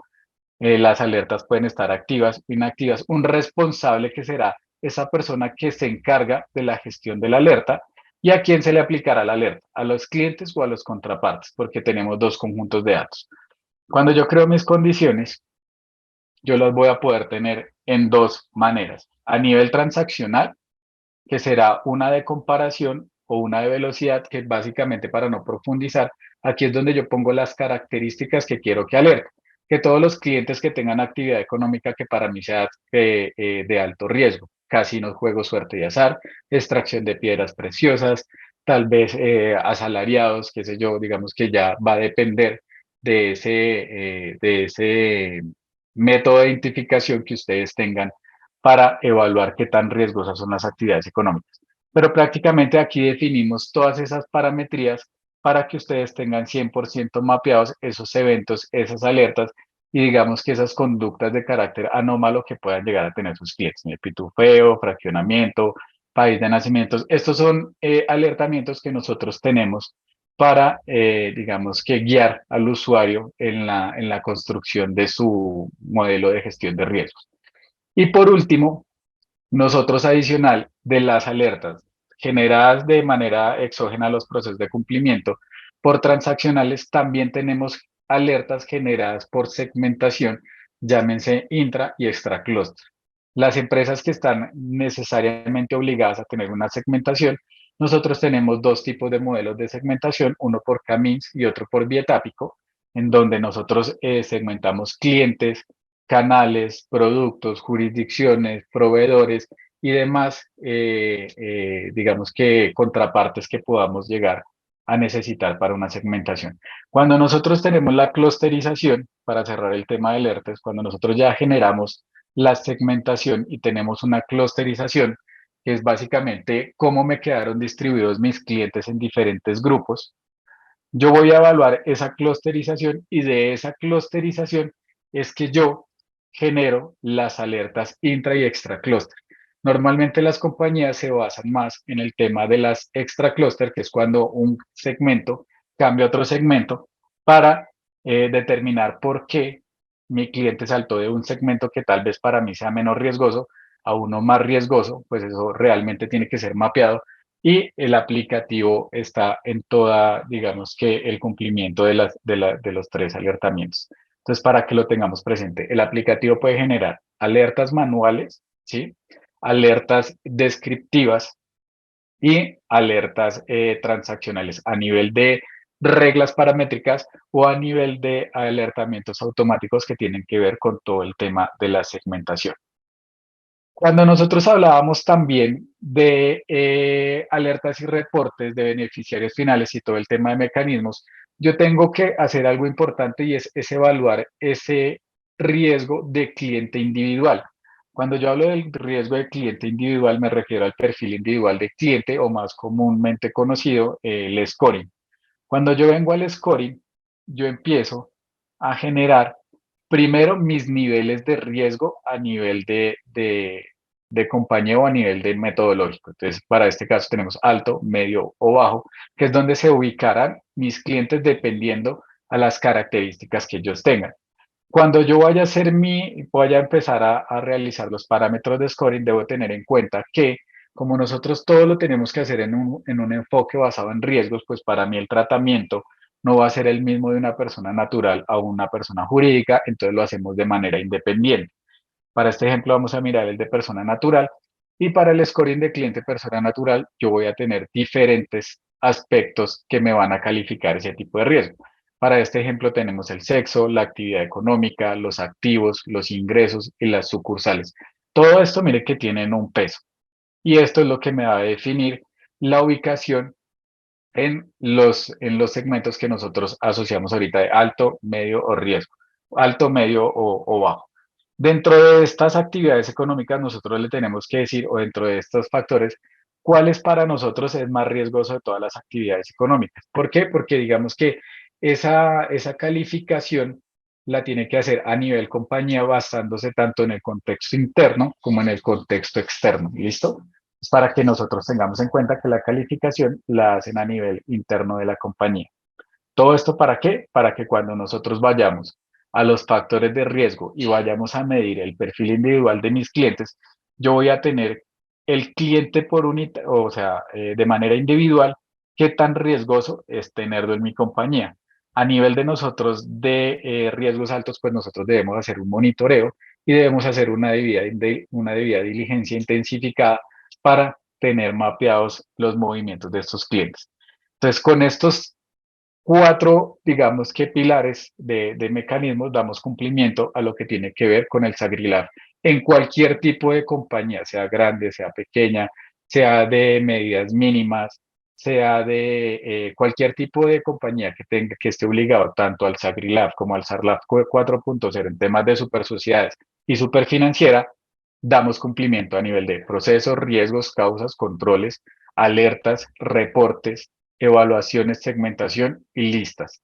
Con esto nosotros damos finalización a la presentación del aplicativo. Cualquier inquietud se la hacen saber a Mónica y continúo con Mónica.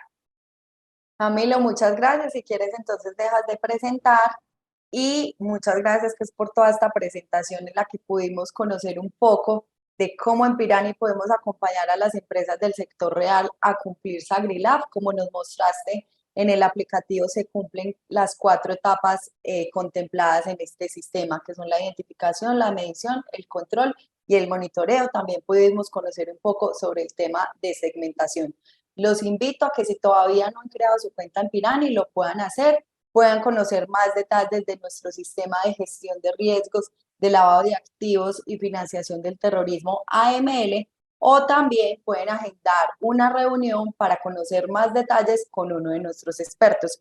Por el chat les compartí la información para que lo puedan hacer. Igual ya también se los voy a volver a dejar. Por lo pronto vamos entonces a pasar a la sesión de preguntas. Ustedes estuvieron muy activos, tenemos más de 40 preguntas. Vamos entonces a empezar a resolver algunas de estas y las preguntas que no alcancen a ser resueltas, respondidas durante este espacio, se las pueden enviar directamente a Ricardo. Por el chat también les compartí su correo electrónico y su LinkedIn. Entonces vamos a comenzar, Ricardo, con estas preguntas que hoy nos han hecho los asistentes. Para empezar, Carlos Casas nos dice, para las empresas sin ánimo de lucro, ¿es obligatorio aplicar la política de SARLAB y SAGRILAB? ¿Qué requisitos legales existen en Colombia para este tipo de empresas? ¿Qué nos puedes decir sobre esto? Bueno, las empresas sin ánimo de lucro o entidades ESAL tienen una particularidad en Colombia y tienen también una normatividad específica.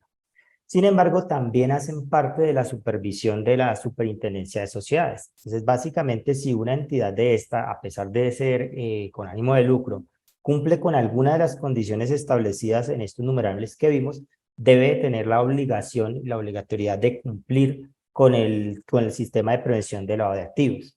Ahorita, a nivel internacional, en transparencia se está hablando mucho de estos temas, porque el principal riesgo que tiene la CESAL es el origen de los recursos a través de las donaciones. Entonces, en muchas ocasiones ingresan dineros a las cuentas de manera anónima y es muy difícil determinar efectivamente de dónde, cuál es el origen de esos recursos. Entonces, ya se está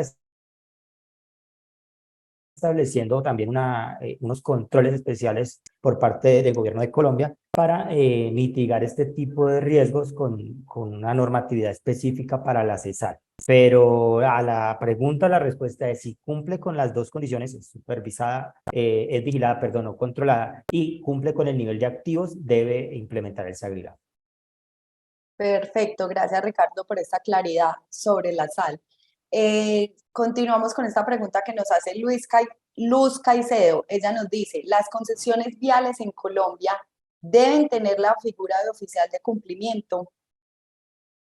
Hay un tema ahí con las uniones temporales, concesiones viales, consorcios que se crean por tiempos específicos.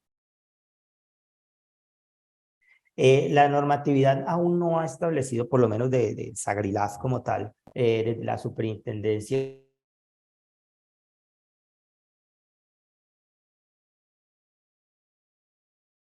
Estamos teniendo un poco de problemas con Ricardo, con la conexión. Vamos a ver si se logra reincorporar. Creo que no. Esperemos, demos un segundito mientras. También velar o analizar Ricardo, estos dos. qué pena, es que Sí, se te cortó. ok, Entonces, para que vuelvas a iniciar con esta pregunta. ok. Bueno, decía que para este tipo de compañías y las uniones temporales, las concesiones o compañías que se crean para un fin específico y durante un tiempo determinado, no se ha establecido algo específico diferente a lo que tenemos en la normatividad del SAGRILAF. ¿Qué quiere decir esto? Que si son compañías vigiladas por la Superintendencia de Sociedades, deben igual garantizar o cumplir con las variables que vimos. Si es supervisada y tiene el nivel de activos o ingresos igual o superior a 40.000 salarios mínimos mensuales legales vigentes, deben tener un oficial de cumplimiento e implementar un SAGRILAF. Perfecto, Ricardo, hay una pregunta que me parece muy importante y curiosa. Manuel Salamanca dice, una empresa de transporte que está vigilada por la Superintendencia de Transporte debe tener el SAGRILAF, pues además pues ya debe tener implementado el CIPLAF. Entonces, ¿debe tener los dos sistemas o a cuál le debe dar prioridad? Esa es una pregunta muy interesante y que yo he también transmitido a las diferentes superintendencias de Colombia, porque claramente ahí se mezclan las normatividades y aplican las vigencias. Mi recomendación, porque realmente la respuesta que he obtenido de estas, unas dicen que sí, otras dicen que no. Entonces, mi recomendación es cumplir con ambas normas. Entonces, para este tipo de compañías, al igual que las multinacionales, al igual que las comercializadoras internacionales, que tienen unas normas específicas, como la DIAN tiene también su norma específica, lo que yo recomiendo es hacer un análisis de las normas y cumplir la que sea más estricta. Es decir, yo puedo tener un SAGRILAF, pero incorporo aquella exigencia normativa que tenga esa otra superintendencia dentro de mi sistema para cubrir a ambos sistemas. Y con esto, básicamente, le doy cumplimiento a toda la normatividad que me aplique, ya sea de la DIAN, de las superintendencias o de cualquier otro tipo de regulación. Por ejemplo, las compañías multinacionales tienen que cumplir no solo con la normatividad local, sino con la normatividad internacional. Entonces, también hacer ese mismo análisis legal, donde lo que buscamos es cumplir con la norma que sea más estricta. Entonces, si hay un requerimiento superior Superintendencia de Transporte, pues aplicamos esa. Y si hay un requerimiento superior en cuanto a exigencia normativa de las supersociedades, pues aplicamos ese. Al final lo que hacemos es un solo sistema que abarque toda esa normatividad exigida para la compañía. Muchas gracias, Ricardo. Por aquí Walter Díaz nos pregunta, ¿qué recomendaciones les puedes dar a los oficiales de cumplimiento, teniendo en cuenta que en este momento está siendo investigada Corfi Colombiana del Grupo Aval por temas de sobornos y corrupción? ¿Qué podemos sacar, atraer a colación a partir de este caso actual? Ok, muy bien. Lo que nosotros como oficiales de cumplimiento debemos tener en cuenta ante estas situaciones, primero es que son empresas que impactan la economía a nivel general, no solamente una u otra compañía.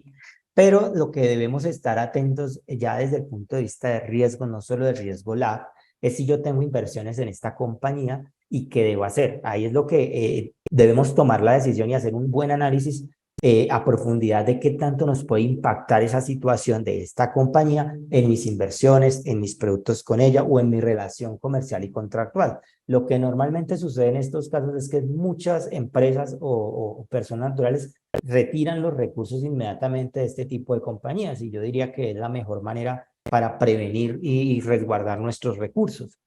Hay algo que en el derecho se conoce y es se me fue el nombre, pero es el buen nombre, el derecho al buen nombre, pero ese derecho a buen nombre debe estar justificado. Entonces yo debo generar dentro de mis sistemas de gestión de riesgo aquellos controles que me permitan demostrar una debida diligencia. La debida diligencia va mucho más allá de lo que hablamos, sino es demostrar realmente que dentro del conocimiento en ese momento de ese tercero, cuando yo empecé mi relación comercial, dentro del análisis que yo hice con la información suministrada en ese momento, yo no identifiqué situaciones que se salieran con un riesgo superior y si yo tengo eso bien documentado, yo no tengo ningún problema porque ya me acordé del nombre jurídico, la buena fe.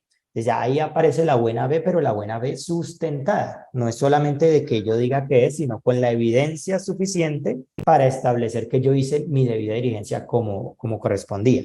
Y en este momento donde ya hay una investigación en curso, yo lo que debo hacer es levantar mis señales de monitoreo de terceros y empezar a analizar qué tan probable es que sea sancionado o que realmente llegue a un juicio y que realmente llegue a una sanción establecida y decretada por la autoridad jurídica correspondiente. Entonces, lo que yo debo tener en este momento claro es qué tanto es ese nivel de riesgo que hay de acuerdo con mi organización y exposición al mercado para empezar a tomar decisiones y mitigar ese riesgo. Entonces, claramente estas situaciones se pueden presentar no solamente con una empresa como Corfi Colombiana, sino con cualquier compañía en las cuales yo tenga relaciones vigentes.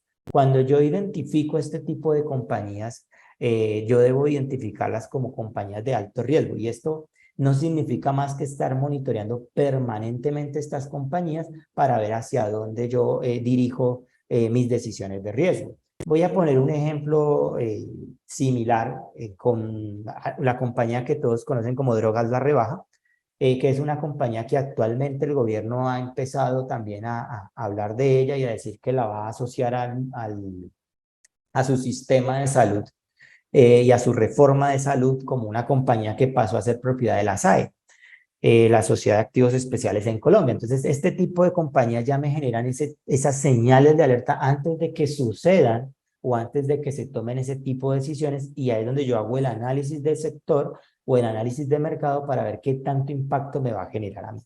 Si ya la pregunta va enfocada al oficial de cumplimiento de Corfi Colombiana, por ejemplo, que de verdad es el que en este momento debe estar teniendo un mayor riesgo de responsabilidad ante la situación presentada, yo como oficial de cumplimiento debo garantizar, primero, que tengo los recursos suficientes para cumplir con mi labor. Segundo, que debo cumplir también no solamente con esos recursos, sino con mis funciones como oficial de cumplimiento. O sea, debo garantizar que yo estoy haciendo la debida diligencia y hacia allá debo garantizar el cumplimiento normativo para salvaguardar mi responsabilidad. Perfecto, Ricardo. Por aquí tenemos una pregunta bien interesante que nos hace Norma Alexandra Tascón. Ella dice, si la empresa no está obligada a implementar SagriLab, puede implementar el sistema de administración de riesgos, identificar en los procesos esos riesgos y controles asociados al lab. ¿Eso es considerado una buena práctica? Claro que sí. La misma norma de la superintendencia, la circular, nos establece que es recomendado para todas las sociedades implementar. Aquí hay que tener en cuenta algo muy importante. Si yo no estoy obligado, pero decido cumplir con el SagriLab al 100%, yo debo notificar a la superintendencia y cumplir al 100% el SagriLab. Pero si yo como buena práctica decido simplemente implementar un sistema de gestión de riesgos, donde no voy a cumplir con todas las particularidades del SagriLab, sino con algunos controles mitigantes, yo lo puedo hacer de manera autónoma e independiente sin informar a la superintendencia de sociedades. Simplemente como buena práctica, yo establezco mi sistema de gestión integral de prevención de riesgos. ¿Sí? Y es importante también tener en cuenta que si yo lo establezco, debo tener claro cuáles van a ser mis políticas, cuáles van a ser mis procedimientos, cuáles van a ser mis controles y el alcance que le voy a dar a esa normatividad. Listo, bueno, voy a seguir con otro par de preguntas. Como les dije, son muchas las preguntas que ustedes nos compartieron. Las que no alcancen a ser resueltas, ya saben que le pueden escribir directamente a Ricardo y él con mucho gusto va a estar respondiéndoselas. Nos preguntan, ¿cómo comprueba o demuestra una empresa que cumple con SagriLab? ¿Hay un documento que certifica el cumplimiento de este sistema o cómo puede garantizar que sí se está cumpliendo? Muy bien. Dentro del cumplimiento del SagriLab, como les decía yo en la exposición, no basta solo con un documento. O sea, no podemos decir que por tener un manual o una matriz de riesgo ya estamos, ya tenemos un sistema de gestión de riesgos implementado. Realmente para demostrar el cumplimiento, lo que yo debería tener es la evidencia del funcionamiento del sistema. Lógicamente hay una documentación mínima como el manual del SagriLab, como la matriz de riesgos y como el formulario de conocimiento que digamos que sería como el estandarte o lo fundamental para tener una documentación del sistema. Pero más allá de estos documentos, cuando el sistema está en operación, va a generar evidencia. Toda la documentación de mis contrapartes que yo analice, las actas del máximo órgano social donde está la aprobación, donde están los informes, donde está la gestión que se lleva a cabo, todo esto hace parte del sistema. Entonces, la respuesta es toda la documentación que haga parte fundamental, donde estén documentadas las políticas, los procedimientos, los controles y la evidencia de esa gestión viene a ser parte o soporte de que tengo implementado el SagriLab. Excelente. Ricardo, Laura Huitrón nos pregunta, ¿con qué frecuencia se debería hacer la debida diligencia? La norma hoy no indica cuál es esa periodicidad, entonces, ¿qué es lo más recomendable? ¿Con qué frecuencia la deberíamos hacer?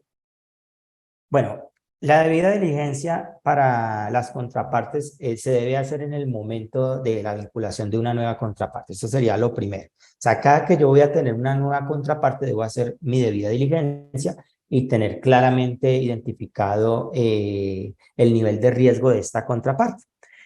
Con relación a la periodicidad de la debida diligencia, la norma lo único que establece es una periodicidad anual de la actualización de la información. Uno podría interpretar esto como que por lo menos una vez al año yo debo hacer una debida diligencia de todas mis contrapartes, pero la recomendación de la definición de esta periodicidad va a ser dependiendo el nivel de riesgo de esa contraparte. ¿Qué quiere decir esto? Yo debo hacer la debida diligencia a una contraparte que considere que tenga un mayor riesgo con una frecuencia superior a una contraparte que considere que tenga un menor riesgo. Entonces, hay compañías, por ejemplo, como los casos que estamos nombrando ahora, que si bien yo pudiera tener una relación comercial o legal con este tipo de compañías, yo debería estar haciendo una debida diligencia permanente, es decir, un monitoreo permanente, puede ser semanal o diario, de este tipo de compañías que representen un nivel de riesgo mayor para mi organización. Pero lo recomendado es como mínimo una vez al año hacer esa debida diligencia. Perfecto. Por acá hay una pregunta muy interesante que nos dicen, entre todas las profesiones que pueden aplicar para ser oficial de cumplimiento, ¿cuál es el perfil profesional que consideras tú que es el más acorde para ejercer como oficial de cumplimiento en una organización? Ujú. Sí, efectivamente, como también lo indicaba, no hay una profesión específica para esto, pero digamos que tradicionalmente las profesiones que se han ido hacia el oficial de cumplimiento por sus características, por su fundamentación, por los conocimientos a nivel de la academia que esto brinda, sería las áreas de contaduría pública, el derecho y la ingeniería industrial. Serían como serían las tres profesiones que tradicionalmente se han enfocado más hacia el oficial de cumplimiento. Sin embargo, yo ahí hago la salvedad y es que cualquier profesional que tenga experiencia en gestión de riesgos va a poder ser oficial de cumplimiento. Y esto le va a dar un valor agregado a la organización. Por ejemplo, si es una organización de la salud y es alguien de medicina que ya aprende a gestionar riesgos, podría ser un oficial de cumplimiento del sector salud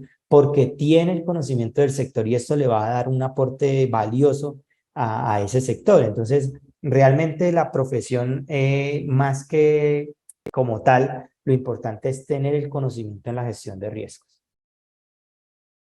De acuerdo, Ricardo. Y aquí tenemos una pregunta siguiendo con esto del oficial de cumplimiento. Cuando es una firma quien presta el servicio de oficial de cumplimiento, ¿la sanción sería para esa firma o para la persona natural que funge como oficial de cumplimiento? En caso de que se presente pues un incumplimiento, ¿para quién sería la sanción? La sanción.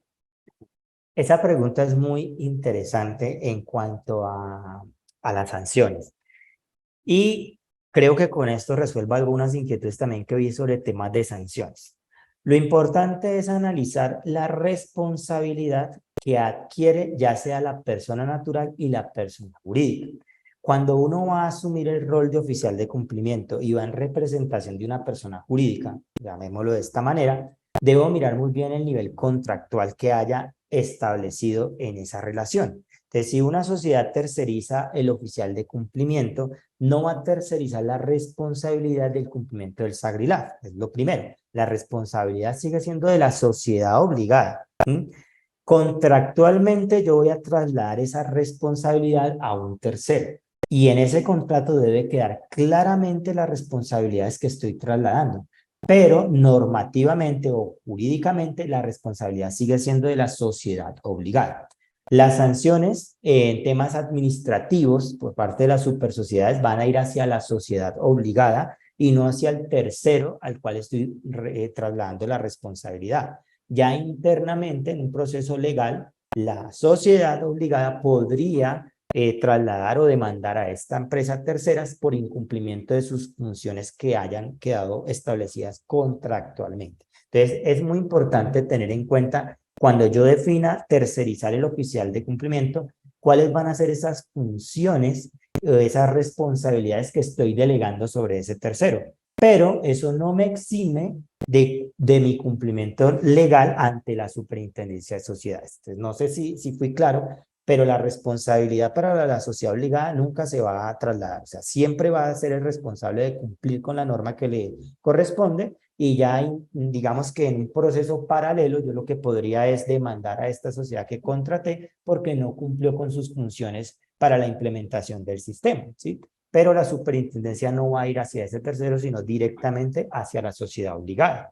Y en cuanto a la persona natural también se va a regir por un contrato establecido y debe tener esas funciones claras. Cuando una persona natural es oficial de cumplimiento, ahí sí asume unas responsabilidades que van más allá de la empresa obligada, como bien lo vimos en la parte de sanciones, sino que podrían las sanciones recaer directamente sobre el oficial de cumplimiento por no cumplir con las funciones asignadas por la normatividad o por la misma compañía. Muy claro eso que nos cuenta Ricardo, que nos explicas. Entonces, la sanción va a caer sobre la empresa obligada ante las super sociedades. Y vamos a hacer dos últimas preguntas. Diana Magali Bermúdez nos dice, en los formatos de conocimiento de la contraparte, ¿cuál es la información mínima que se podría incluir? Bueno, en cuanto a los formularios de conocimiento de contrapartes, la norma como tal no establece unos parámetros mínimos, como sí lo hace, por ejemplo, la Superintendencia Financiera. ¿Qué es lo que buscamos con el conocimiento de contrapartes? Básicamente responder 3 preguntas fundamentales. Entonces, lo primero es saber quién es, ¿sí? Saber quién es esa contraparte. Entonces, necesitamos información personal de cuál es su representante legal, si es una empresa jurídica, su domicilio, cuál es su principal actividad económica, ¿sí? La información de quién es, qué hace, a qué se dedica esta compañía sería lo segundo. ¿Qué hace y a qué se dedica? Entonces, ir más allá de que hay compañías que tienen diferentes objetos sociales. Entonces, no quedarnos solo con su objeto social principal, sino sus otros ingresos, si tiene algunas otras actividades, sus jurisdicciones, hacia dónde ofrece sus productos, eso sería importante. Y la tercera pregunta fundamental es pues, básicamente de dónde provienen sus ingresos. Entonces, ¿cuáles son sus principales fuentes de ingresos de financiación? Obviamente de sus ventas. Entonces, la información financiera es muy importante en esos formularios de conocimientos de terceros. Y asociado a esto, la documentación que se debe exigir debe ir en línea con estas mismas 3 preguntas. ¿Qué hace? ¿A qué se dedica? ¿Quién es, perdón, a qué se dedica y de dónde provienen sus ingresos? Entonces, básicamente, responder esas 3 preguntas en los formularios de conocimiento es muy importante para hacer el análisis de debida diligencia. Pero tenemos que tener en cuenta que debemos ir más allá si el cliente es clasificado como alto riesgo. Entonces, adicional de ese formulario de conocimiento, yo debo tener diseñado dentro de mis controles la manera de obtener información adicional de estas contrapartes. ¿Quiénes son sus principales accionistas, sus principales socios, sus principales clientes, sus principales proveedores? Porque esto me permite dar un conocimiento mucho más amplio del entorno en que se desenvuelve esa contraparte, y esto lo haría yo para clientes que califique como alto riesgo. Y fundamental, identificar el beneficiario final, que es lo que vemos ahora que está como de moda también el beneficiario final. Dentro de mi formulario de conocimiento debo tener claro y un espacio donde me coloquen y me definan cuál es ese beneficiario final de la compañía, que recordemos, el beneficiario final son esos principales accionistas o aquellas personas que tengan el control real de la sociedad para la toma de decisiones. Muy claro, entonces, Ricardo.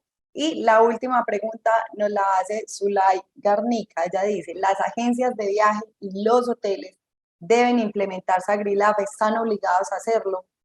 El sector turismo también está regulado por super sociedades. Cuéntanos. Sí, efectivamente las agencias de viaje, de hecho, la parte de vigilancia y supervisión de turismo no ha generado regulación sobre prevención del AF. Entonces, para este tipo de sociedades aplica directamente la Superintendencia de Sociedades. Básicamente es analizar si la compañía cumple con las condiciones de vigilada o controlada y el nivel de activos o ingresos establecido de los 40.000 salarios mínimos mensuales legales vigentes. Si cumplen alguna de estas condiciones, deben implementar el SagriLab. Ya están obligadas a implementarlo. De hecho, hace poco estuve asesorando un hotel que cumplió con esas condiciones, el sector turismo, y estamos implementando ahí el sistema de gestión de riesgos. Perfecto, Ricardo. Muchísimas gracias por estas respuestas a algunas de las tantas preguntas que hoy nos han hecho los asistentes.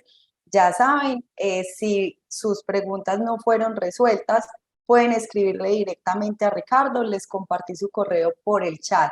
Y nuevamente, Ricardo, agradecerte por habernos acompañado hoy en este espacio para resolver esos mitos que existen alrededor del SagriLab, que como vimos es un sistema que cada vez más empresas en Colombia deben implementar y es necesario hacerlo, no solo para evitar sanciones, sino también, por supuesto, para prevenir estos riesgos de lavado de activos y financiación del terrorismo, que como ustedes saben afectan no solo la continuidad de los negocios, sino también su reputación. Entonces, nuevamente, gracias por acompañarnos hoy. Vale, a ti, Mónica, y a todos los asistentes, gracias por su participación. Y cualquier inquietud, pues me pueden encontrar en mis redes sociales, en LinkedIn o también por correo electrónico, con el mayor gusto.